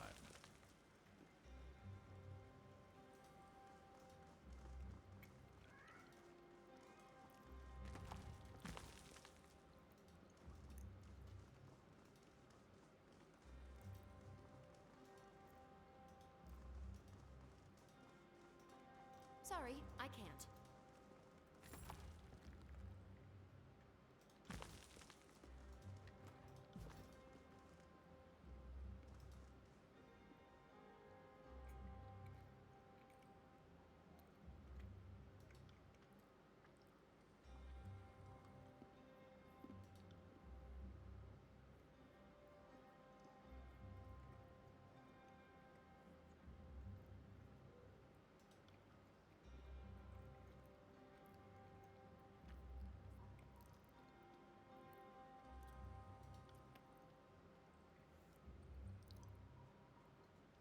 There's a piece of advice they should give every new Kyros conscript, but don't.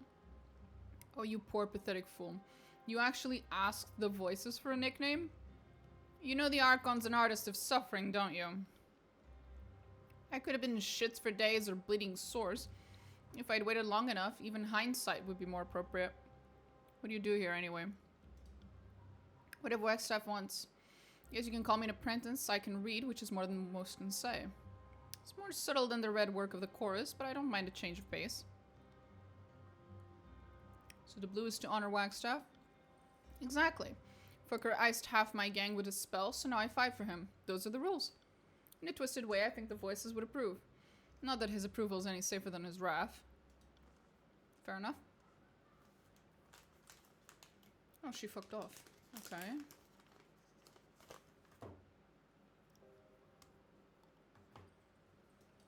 On it.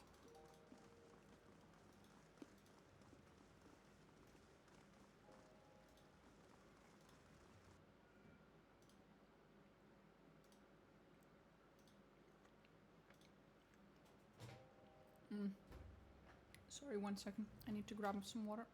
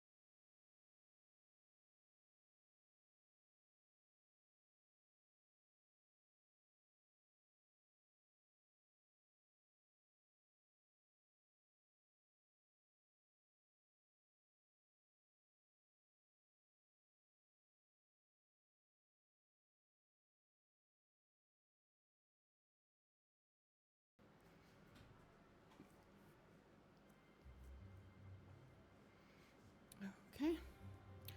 We have water. It's all good.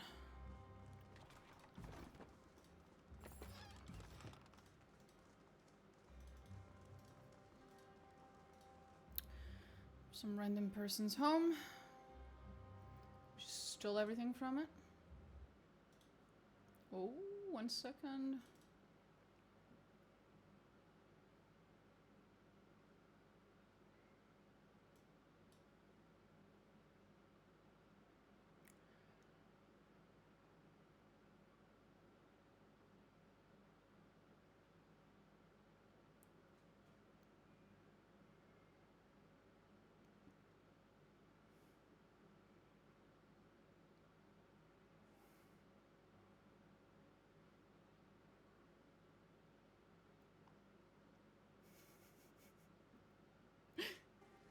Oh, sorry. My editor just sent me today's short that I'll be uploading later.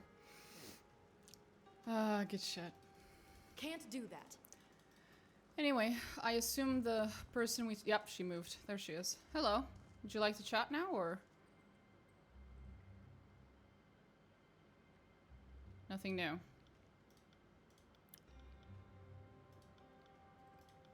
Sorry, I can't.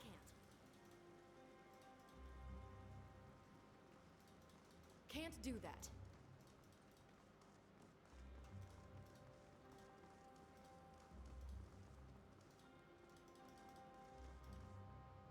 If you're wall smart, shop wall smart. That's what I always say. Also, this is wall smart. Welcome. I'm working on Christ to drive custom. What did you think? Sounds good. You've almost got it. Thank you, kindly friend. And they say fate binders don't have a sense of humor. I stock the staple foods and potions you expect from an Azure merchant at a haven value, all in the comfort of the old walls. What can you tell me about Bastard's Wound? It's fantastic, so long as the beasts keep the bane at bay. Wagstaff's lads and lasses have been making short work of them, too. And he keeps the waters from, well, let's just say, you'll want to get your water from him. Or Jaspos, I suppose. Nothing against him, but he's got a bit of the old northern blowhard to him. No offense to yourself, of course. Your blow seems entirely soft. That's not better, is it? No. I'll shut up now. Thank you. See what you have on offer.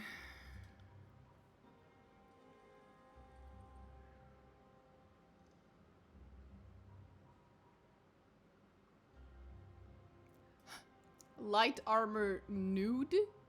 The fuck's that supposed to mean? Scandalous. 20% affliction duration. Immunity to sundered. Like him, Athena, who swore the invisible armor he purchased from an adventurous raid of the old walls could protect him from any and all harm. Those who suggested he had been swindled were publicly fed to sharks.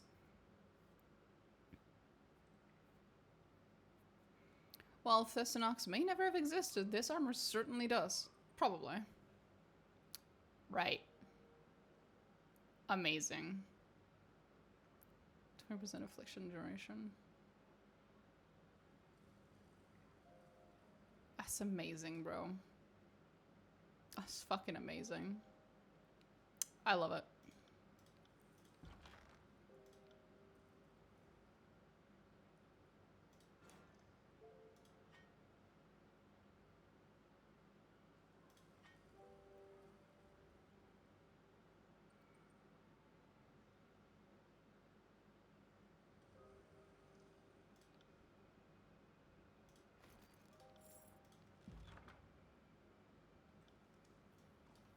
I got it. Can't do that. Can't do that. Oh, you little puppy. You know, I was just thinking about how what this place really needed was a beastmen colony. Because someone would absolutely think that. Really, they would.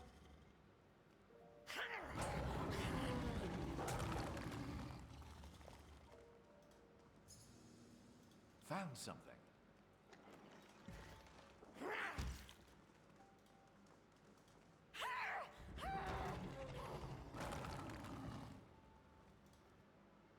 Good day to you, Fatebinder. Let me be the first to tell you that all of my licenses are well in order, signed and sealed this very year. No reason at all to ransack my cart or confiscate my goods. I trade in whatever I can get my hands on these days. Care to have a look? What can you tell me about Bastard's Wound? Ah, what's there to say? Living in the depths of the old walls ain't exactly a wise man's dream, but neither is living under the constant threat of raiders. Lost down here, my back gets watched by beasts. Least down here, my back gets watched by beasts. Jaspos seems to have a pretty good handle on how things should be done. He's certainly more of a people person than Wagstaff. That doesn't mean the Tidecaster is a bad person or anything. Can't exactly stay in touch with the supply lines down here, but at least I have customers with nowhere else to go. Fair. What do you got?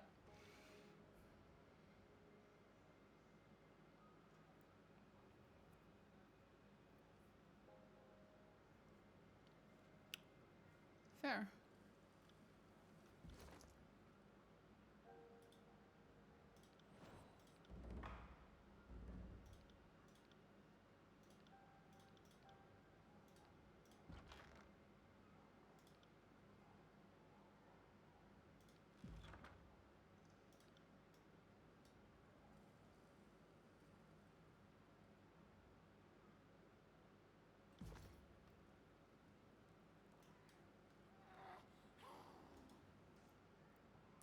The rippling wall of muscle and fur sniffs the air at your approach. Show some respect, whelp.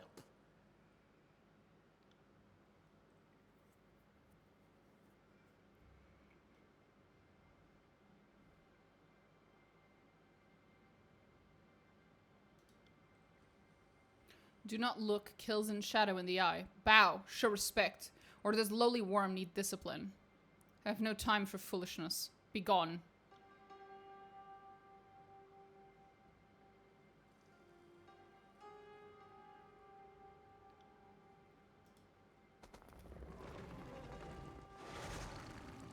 Interesting. The other guy did say that the beast men and women of this place were more eloquent.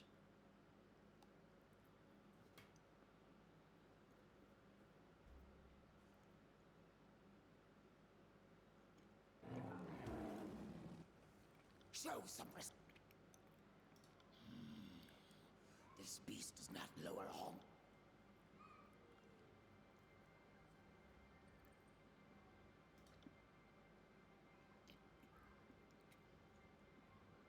Leave it alone.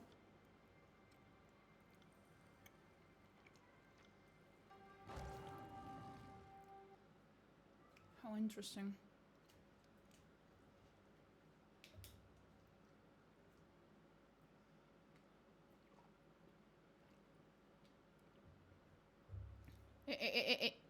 Eris. Fuck's sake. Girl.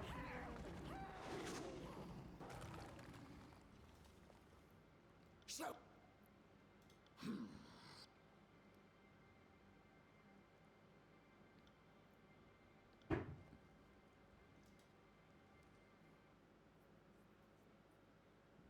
I wonder how different this conversation would be if I didn't have her with me.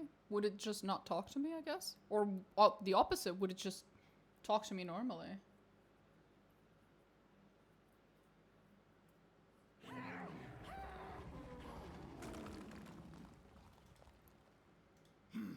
Quick. Can I get you far away enough that when I talk, you don't interfere? Show some No. respect.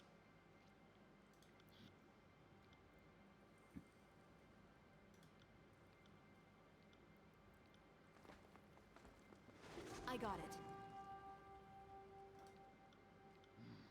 Fate binder, good yet. Hunted pack of chorus pestering beast women in Haven lands. is good to ask Beast Woman for advice. Our brazen, incessant mourning. If you Nope, nope. Do not want to hear. Lead conversation.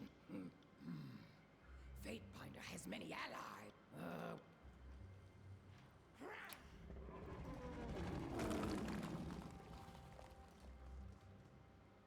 Okay, so we've been there. Now we go to this one and then we go above. Tell us, Sophia. Oh no. Oh, this is why we did not bring Barrack with us, that's for sure.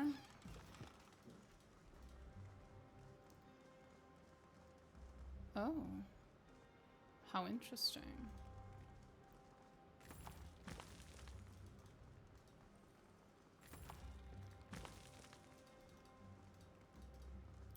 Whether a strong gale, this tent seems stable enough to offer some privacy to the denizens of the wound. Cots, bedrolls, and woolen blankets lie within. Makes sense. Just make us walk a little faster.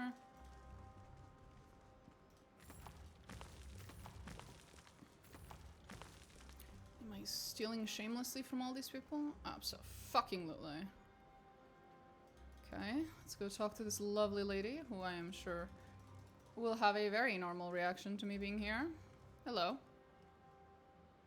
A broad-shouldered woman in disfavored raiment dangles against a nearby column, suspended by her wrists.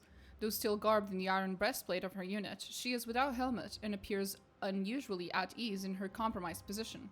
A nearby settler engages in friendly conversation with the disfavored. She peers down at him, listening with dutiful patience. The last lure hooked that trout just fine, but it took the whole thing downstream with it when the knot gave out. I wrapped the line several times, just like you said. You aren't fibbing me, are you, Sophia? Jaspus's bronze should be strong enough for trout. No way the hook broke in its mouth. You probably didn't wrap the line around itself enough times. Remember what I said, it's at least 5 twists around before you loop and tie it off to form the clinch. Just try it, it'll work. And if the fish bite, I expect you to save some of that trout for me. Ha! You would? I'll give you the nod and a try.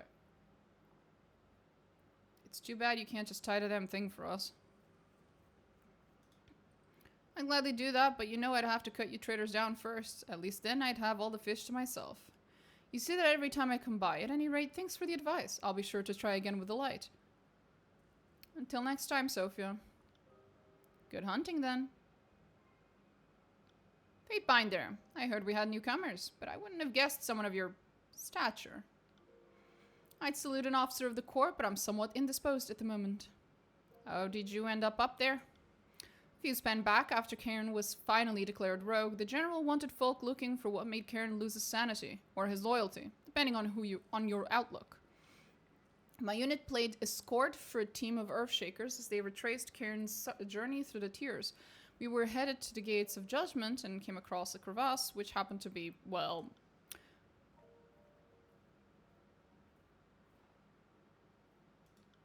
Good day, Eusio? Where was I? We paused to investigate, only to find this nest, this hive. Trespassers living with beasts as equals, all of it an abomination. There was no choice but to put them to the sword. We fought well, but our advance fell apart when that coward Argon threw up his arms and surrendered. He broke ranks and left us exposed. If I hadn't been knocked senseless, I would have executed him myself. Woke up hoisted up on this wall, and I've been here ever since. Are you still alive? Grivanash protects. The General's Aegis can sustain us through far more trying circumstances. My wrists are mangled, and I've been tired and hungry for longer than I can remember, but I'm far from death's door. The settlers feed me just enough to keep going. I'm sure I smell worse than a beastman's dung heap, though. Why don't the settlers just execute you? They have, in a sense. The beast woman leader of the local pack ordered that I be strung up until dead. Guess she didn't understand Ash's Aegis, so who's laughing now? Nobody wants to anger the resident Bane hunters, so the beasts must have their way. I've had plenty of time to get acquainted with the locals while I perish. It's almost a pity they're all doomed under Kyros.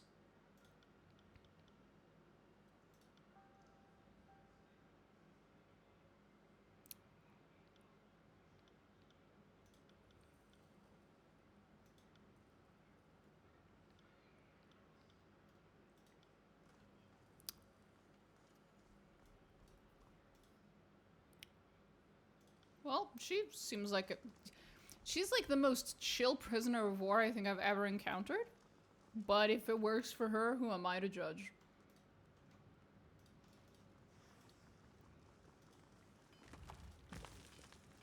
A forge bound in the old walls?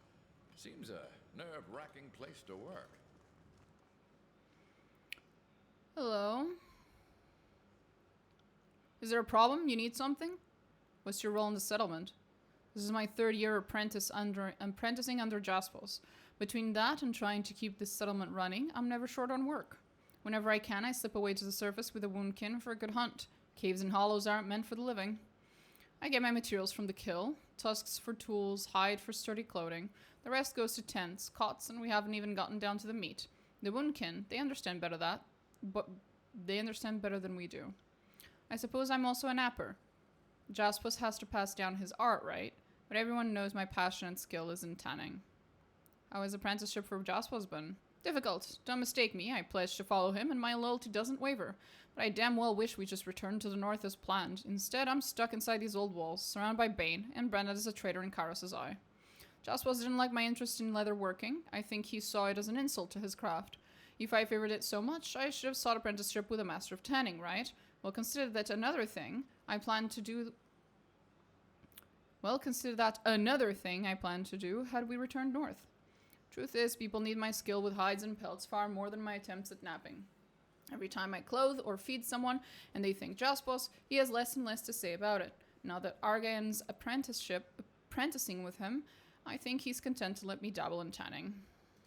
Fair enough. Right. As long as you're happy, buddy. As long as you're happy. Hopefully.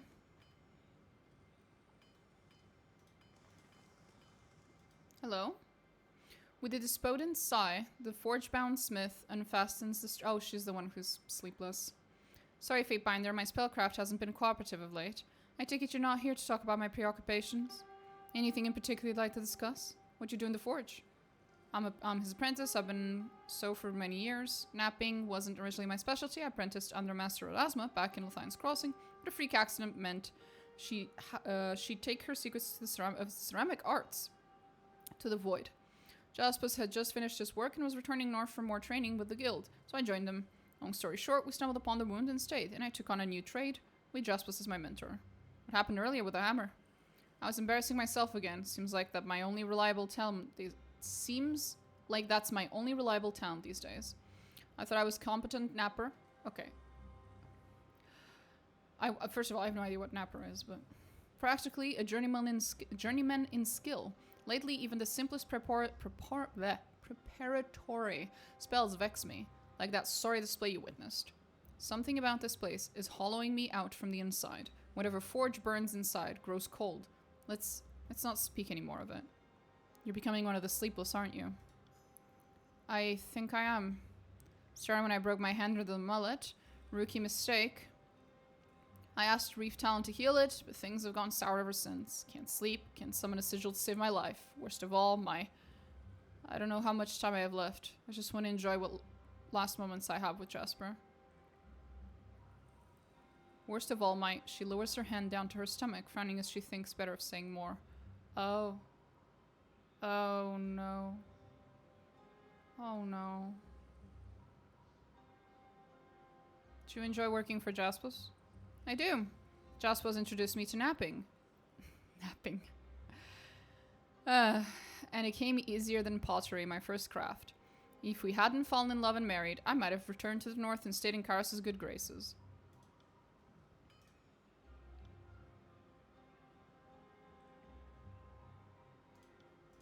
Fuck. A man clad in the frayed remnants of his Earthshaker uniform focuses intently upon dark stones held in cupped hands. His eyes move from one piece to the next. He hears your footsteps and shifts his gaze to meet yours. Fatebinder, forgive me. I didn't see you. Jaspos had me performing these exercises to attune my senses to see the shapes hidden within the rock. I may not be with the disfavored anymore, but I still recognize a Fatebinder's authority. Is there something you need from me? How does an Earthshaker end up in the company of this motley? I'm the odd man out, I know.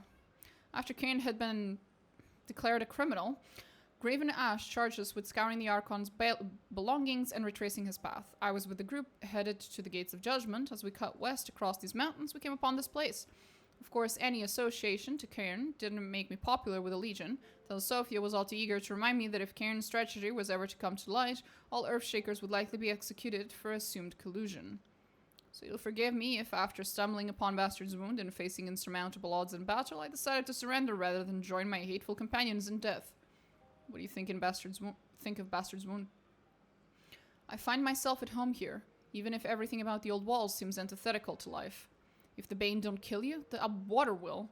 Without Jaspos, this place couldn't exist. The old walls have always been invigorating spaces for mages of my ilk. They're like untapped fonts of magical energy, and the ancient masonry, inspiring. What was life like to the people that shaped these massive walls? You speak well of Jaspos. Jaspos is many things: teacher, husband, companion. He's teaching me to connect with stone in a deeply personal way. Our Shakers manipulate rock, but we don't feel or shape them with the intimacy of the Forgebound. Kidoki. On it. And last spot. I'm guessing Jaspos is here. Yep.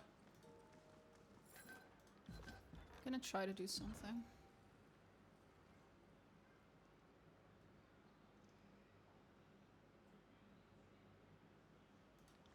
Maybe here? No.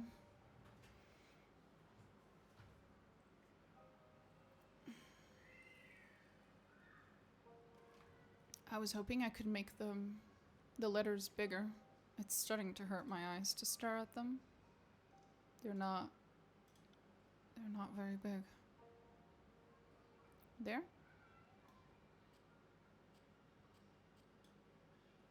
Will that help?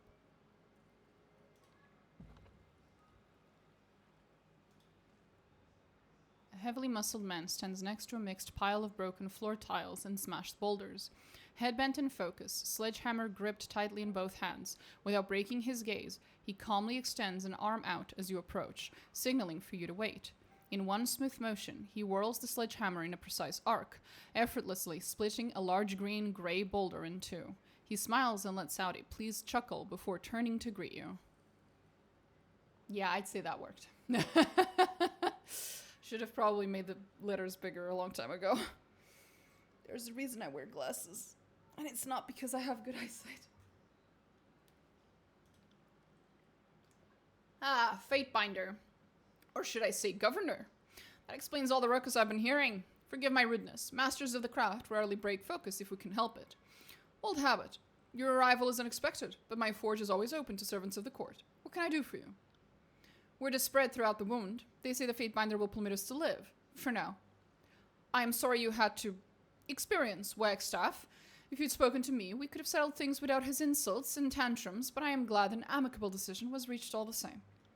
The wound would be a great asset to you in the future, Fatebinder. We've managed well enough on our own, but someone of your prestige could really help us thrive. If you've the time, I have a matter that could benefit from your expertise. You may ask, but I make no promises. We don't have the luxury of trading with Topside. It could attract the wrong kinds of attention. Instead, we craft what we need. In my case, I can make a wide variety of tools, but I can't make everything. When we were building the forge of Lithian's Crossing, I had access to some of the finest chisels, tappers, and abrasives.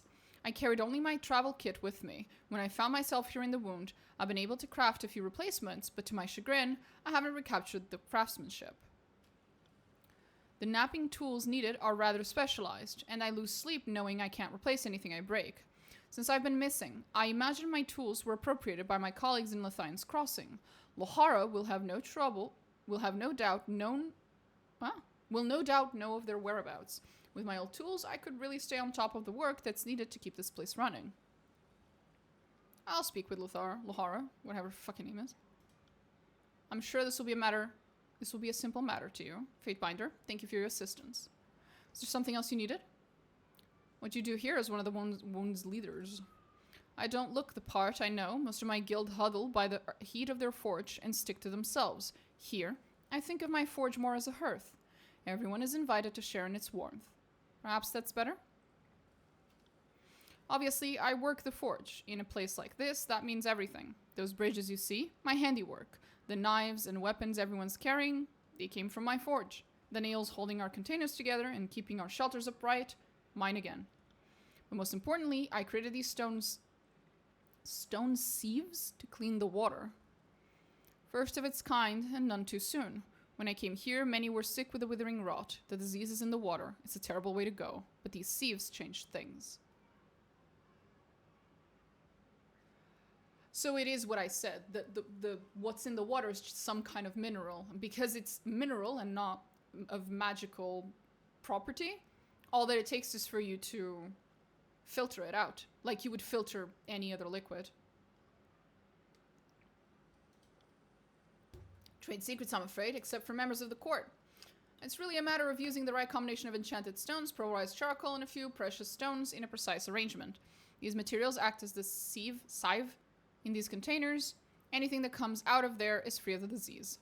Now, this place isn't exactly bursting with precious stones, so I had to devise a substitute. Beastman claws and teeth, when properly prepared, have the properties I need, since they regrow over time.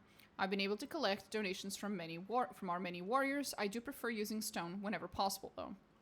Interesting. Both methods use something from the Beastman. One used blood, and this guy is using their claws or whatever, and their teeth. And on top of that, we know that the Beastmen are becoming less beast-like when they stay here. I think this is all connected. I don't think this is a fucking coincidence. I think that's all connected. What does a Master of Napping do? Ah, and I shall tell you. Master of Napping focus on the fundamentals of all forge work. Before you can make bronze and iron, you need a hot fire in a controlled space. You need a stone forge. Give me a few days and I can take a pile of rocks and fashion proper stone hammers and tools. Give me a few weeks and I can use those tools to build a worthy forge. And with that forge, I can create anything you'd ever need. Stonework is the purest form of our craft. Civilization could be reduced to ashes, and a Master of Napping would be the one to reforge it. Tell me about Wagstaff. You should know that Wagstaff and I aren't on the best of terms. He's old and set in his ways. I've tried, believe me. I've reached out, invited him to share my fire, talk like men. But he's the sort that prefers his own company and ideas. He doesn't seem to care about the people the way I do. In fact, I think he views us as irritants one must endure. He does help the wound, I'll grant him that, cleansing water with his magic. His methods are different than mine, of course, far slower. He thinks his contributions are more valuable since they can combat disease, a valuable tool for certain. But without the volume of water produced from my stone sieves, this settlement would die in a span. In the end, he just refuses to accept that his role has changed. He helped the wound get its bearings years ago, but being the first does not make one qualified to lead. He hates the people who have responded to me, and has been blinded by that. What you know about Reef Talon? So you've heard. It's unfortunate what happened to her. Reef Talon arrived a year after I did. Massive creature. One of the largest beasts I've ever seen. She never spoke of her past much, but we knew she was in flight when she stumbled upon the wound with her cubs. Whatever she fled from, it didn't stop her from devouring the bane. She was good at it, good enough to lead the Beastmen. But Reef Talon had something else far more important. She could heal others with a mere touch. Didn't matter if you had been raked by the bane or fell on your own sword. She could close up your wounds and send you on your way like nothing ever happened. How did she do it? I don't think she knew herself. She wasn't a student of her craft, not even using Beastman mystics as a standard. What I do here, that's not an accident. It's years of controlled study and meticulous perfection. Reef Talon simply acted on instinct, and that didn't work to anyone's benefit. Sometimes we're better off without such miracles. Those Reef Talon healed slowly became sick. It was impossible for them to sleep, even when exhausted, and the relentless waking drove them mad. The affliction takes a while to fully take hold, but the end result is always the same. Even worse, those bestowed with magic slowly lose their gifts. Now they're just known as the Sleepless. All of their life and vitality robbed and spent. Terrible end. Fate binder. Reef Talon couldn't face her mistakes, and she fled into the old walls like a coward. To think that many here saw her as a leader. What leader runs in the face of adversity? Those of us that remain, we are the ones that continue to hold up Bastard's wound. I toil every day to keep the fires of my forge running, and the people can see who they truly rely upon. How do you deal with the bane? In case you haven't noticed, the beastmen with us aren't your common feral savages. Something about this place focuses them. Whether they come as our workers or on their own, they all eventually become fixated on the Bane. I've seen some hunched over, guarding our portals for hours. If any Bane come through, they savage them instantly. But apart from the Bane, our beastmen aren't violent. Strange, but welcome. I have no explanation. We never asked the beastmen to act as our sentries. They took it on naturally, and have never complained. We do lose some to injury, but so far their defense has worked. Safe journeys, Fatebinder. It's all so interesting.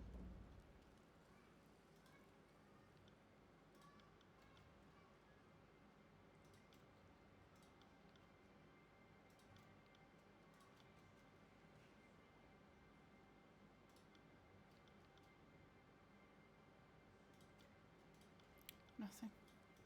Right. Nothing at all.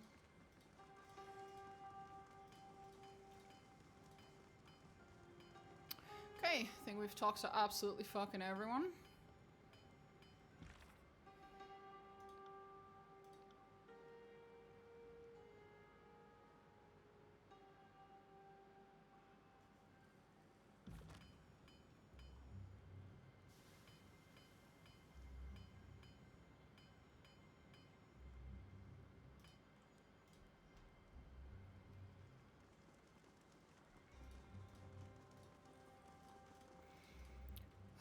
We do have those two things to do on the outside. Can't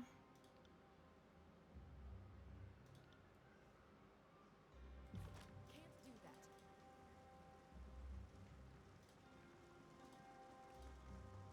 Since they're both in Lathine's Crossing, I think I can afford to just go there, swap to Ebb, because she might be relevant.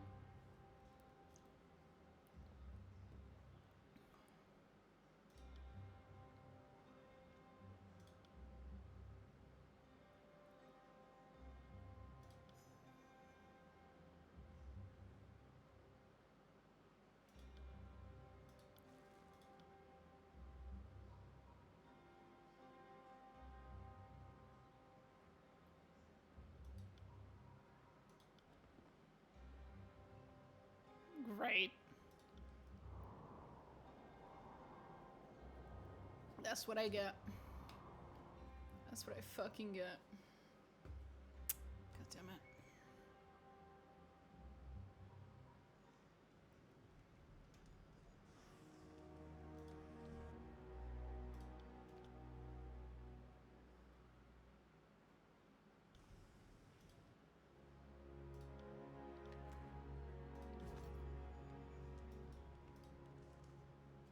What is it you... Of course.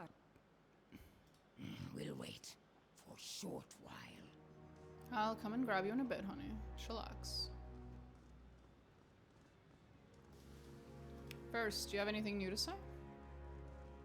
At your service. What do you need?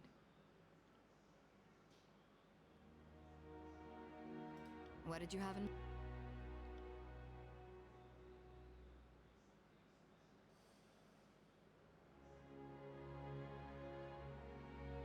What? I don't have... If that puts me at odds with my...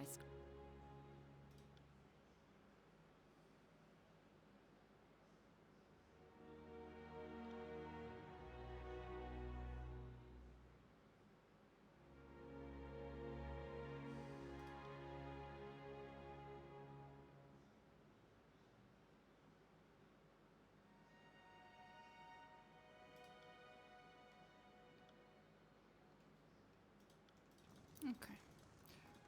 Sorry, I can't. Let's go and see if we can do these two little side quests for the two leaders. We'll start off with the one that I think is least troublesome, and then we'll do the other one. Try to find this Lohara first. Guessing she's in the forge area? That's just a guess, really.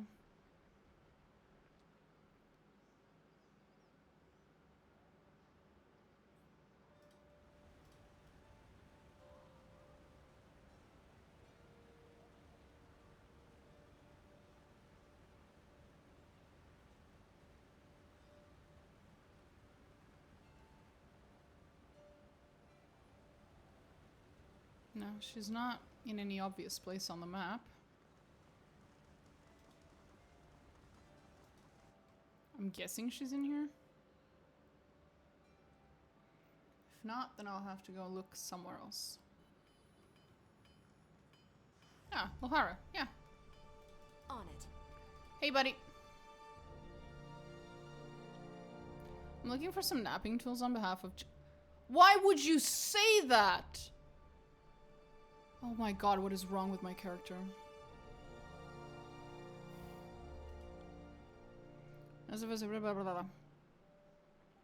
None of us have heard from him in some time. He certainly did his part to create the forge here, but there is little else for a napper to do after setting the foundation. I'm quite certain he was ordered to return home. This, on the other hand, is the vanguard of my own our work. What? Of my own work? Of our work. My tour of duty ends only when there are no more enemies for my errand to kill. So where did Jaspos end up?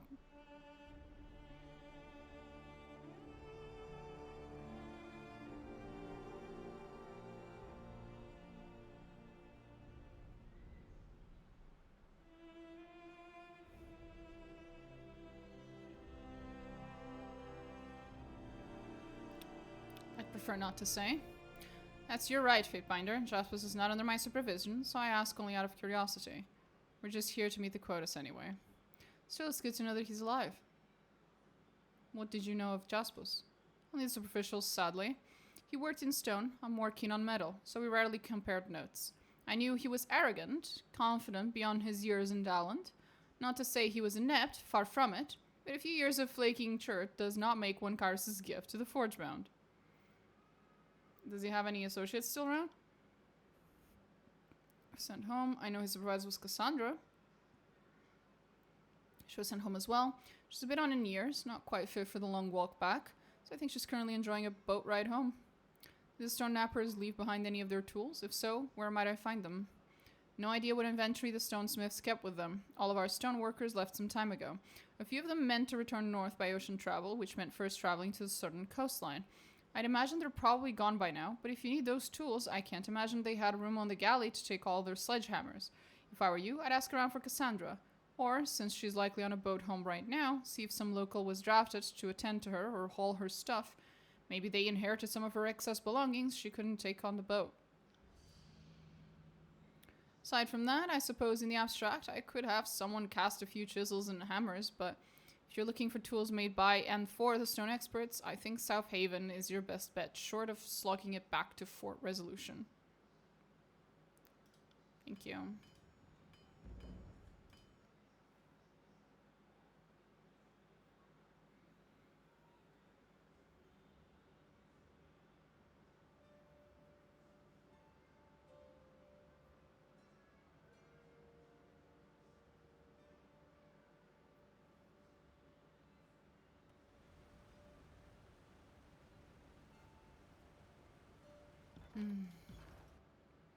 Was it the best thing to not tell them?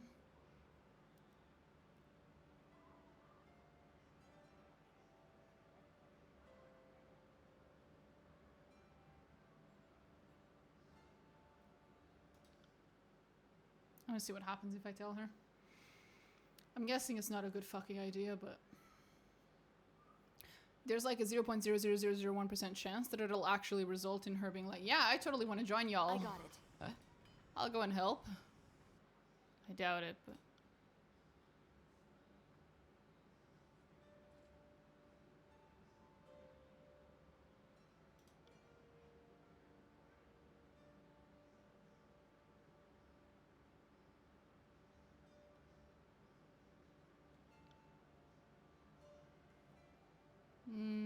Doesn't seem like it makes much of a difference.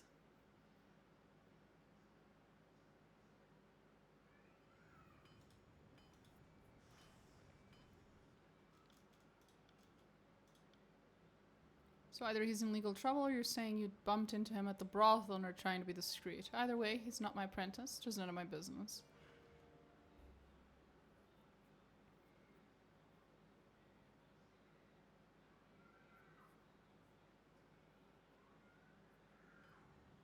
Right.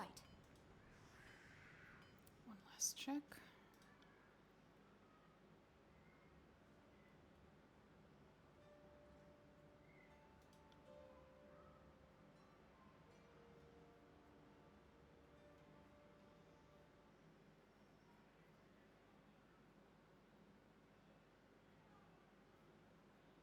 Oh, I quick loaded. I should not have.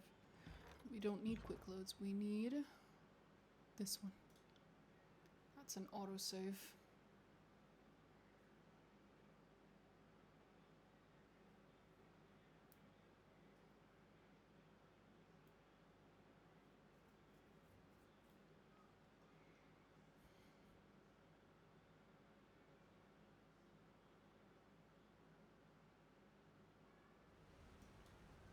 Yes. Can't do that.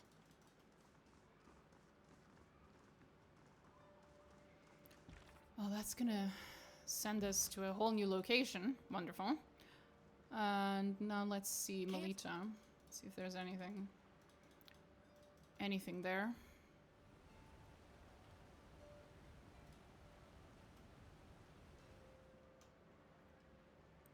I'm hoping it'll be anything special. That I won't draw any attention, unwanted or otherwise. Forgot to make myself faster. Hi, Melita.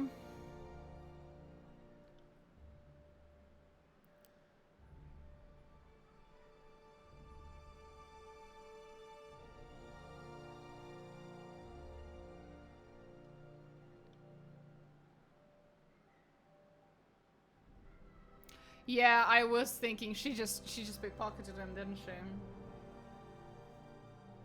Clever. I almost didn't see you palm those rings into the pouch. Almost. I didn't realize I had an audience. Must be a sign I'm slowing down after all these years. Don't worry, nothing underhanded, just trying to repay a debt on the quiet. Certainly someone such as yourself understands the need for discretion.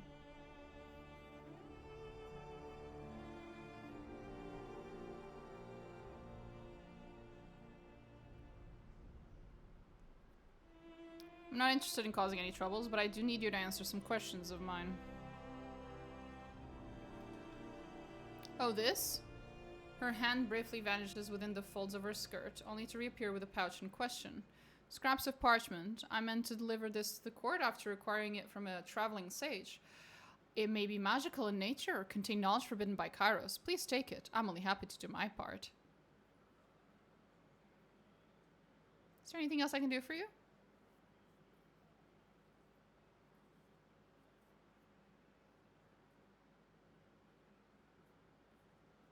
I think that was a bug. It doesn't seem like the answer to my question.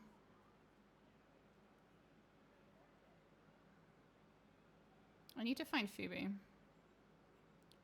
Just what are you here to peddle?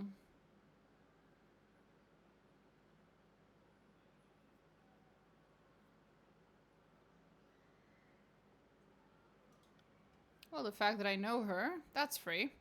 Current information costs extra, and information on friends costs extra. So this isn't the kind of question I'm comfortable answering.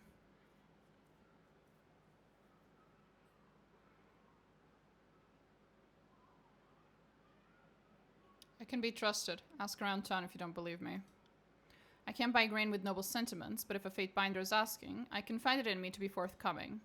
Phoebe sends me the occasional missive. Last I heard from her, she's doubled back towards the burning library. She's got herself the dangerous notion that she can recover scripts from her old home, though I think she's avoiding the actual library, seeing as it's the epicenter of the devastation. She mentions the place called Phlogiston. Thinks she means the village that used to be called Babbling Springs before the war, out in the contested lands, and that's as much as I know about where to find her. If you can't find her there, maybe she's taken her chances at the library itself. That's all I need for now.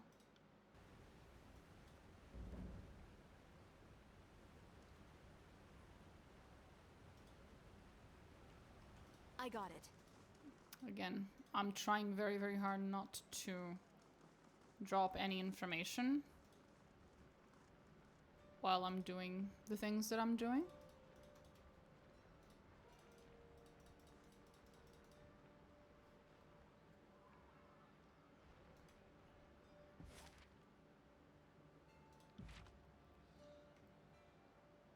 South Haven.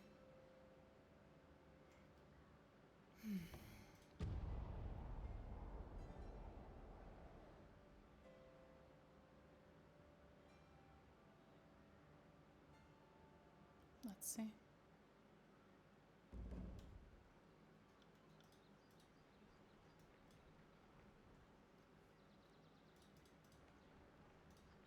Hello. Well met, traveler. Sorry I was counting these out for her mod and didn't see you coming. Welcome to South Haven. You look just like the portrait. I mean, it's a flattering likeness, though you look more regal in person. I mean, Governor Domina, it is an honor to meet a fate binder of your stature. Sorry. Is there something I can do for you? What do you do here? Me? Oh, I'm not anyone important, fate binder. I never took to a particular trade, and I'm not a man of letters. I just help out where I can. I count the produce for Hermod. He lets me take a few fruits when I'm done. And of course, the forge bound always need fresh water, so I'll pump it for them from time to time. I'm sure Cassandra appreciates that. I'm not familiar with South Haven. Tell me about it. I'm not sure what's really all that worthy of note. We've got the river and the sea nearby, and live by what they bring us on the good seasons. Trade for what we don't have when our luck dries up. If you're bored already, good. I think Kyros' forces were bored too and seemed to ignore us. Some recruiters from the chorus came in years past and rounded up some folk who were out in the fields. I think they took Tolad's boy and also the Corbett twins. But that was the worst of it. I've heard plenty of stories from elsewhere in the tiers. 3 folks gone, while a tragedy is nothing compared to the suffering seen elsewhere. We are fortunate, no denying that. How did this village end up staffed by Forgebound? Oh, their arrival was the biggest change we've experienced in a long time. It's been maybe 2 years? This guarded entourage came to town, and we all thought we were being invaded, but nope. Just a bunch of craftsmen booking passage out of port south of here. When they arrived, they were all ill with fever and needed to rest. Since old Leonis knocked off, we let the Forgebound use her house. We all assumed it'd be temporary, but either the ship they meant to board sank, or they had a change of plans. A span later, the Forgebound were still here, and making themselves at home. Didn't hurt that the villagers here were fascinated by their crafting magics. The youngsters in the village all lined up for lessons, and Kyros be praised, they saw fit to tutor some of them. They've been awful help. Spears and arrowheads for our hunters, plows for the fields, fish hooks for the rivers. Even a hearth or two for those cold nights. They also keep us safe, and stand watch over the town. If I were younger, I'd ask them to train me. Cassandra's almost always at work, just on the roof of the building, behind me. She's a busy woman, but I'm sure she has time for you, Fatebinder. What do you know about Cassandra? She's incredible. She's no spring chick, but she can split a boulder better than any man in the village. You can tell her apprentices respect her just by the way they look at her. Everyone in the village feels the same way. If she speaks up, we take notice. She is intimidating, though. I wanted to give her a suggestion about some stone arrowheads she fashioned, but she looked really angry when I approached her. She was yelling at one of her students, and another was on fire or something, so my timing was poor. There's a lot I'd love to learn from her, but I'm too old to be taken seriously as a candidate. Aw, don't think like that. Don't be like that.